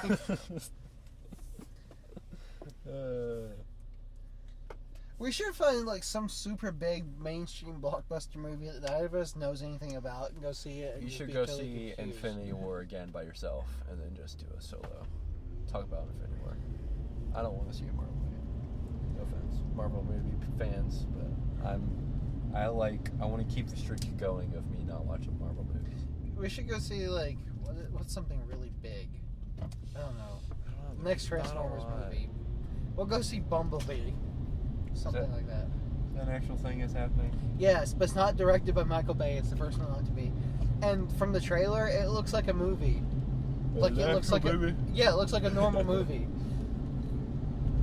I don't really care about the Transformers enough now. I never have. I don't know. I'm trying to think of what's been. There's no Star Wars movie this December, which is weird. They should have saved Solo for it. Yeah, then we'd have a big one to talk about. Yeah. Like literally, the only big thing I can think about isn't even a big thing. Like, yeah, there's no big movies. Yeah. We've gotten through them all with Infinity War and Solo. The last thing, Quiet Place was the last like Quiet mainstream. Place, yeah. It's gonna be a weird December without a Star Wars movie. Yeah. It's been a while since we had. We got that Mary Poppins movie coming though. Oh yeah, with star of Sicario, Emily Blunt, and The Quiet Place. Fun fact: Emily Blunt and Benicio del Toro did another movie together before. Yeah, Sicario. The Wolfman. The Wolfman. What's with these school buses? This ain't a place for you guys. Get out of here. It's dangerous here. Cool buses. You're in dangerous territory. A lot of caffeine-fueled rage drivers. Driving from rage because they have to drive children around. For like throwing things. I have a story to tell you after this. And the podcast. I think that's all for us. Bye. We might never be back.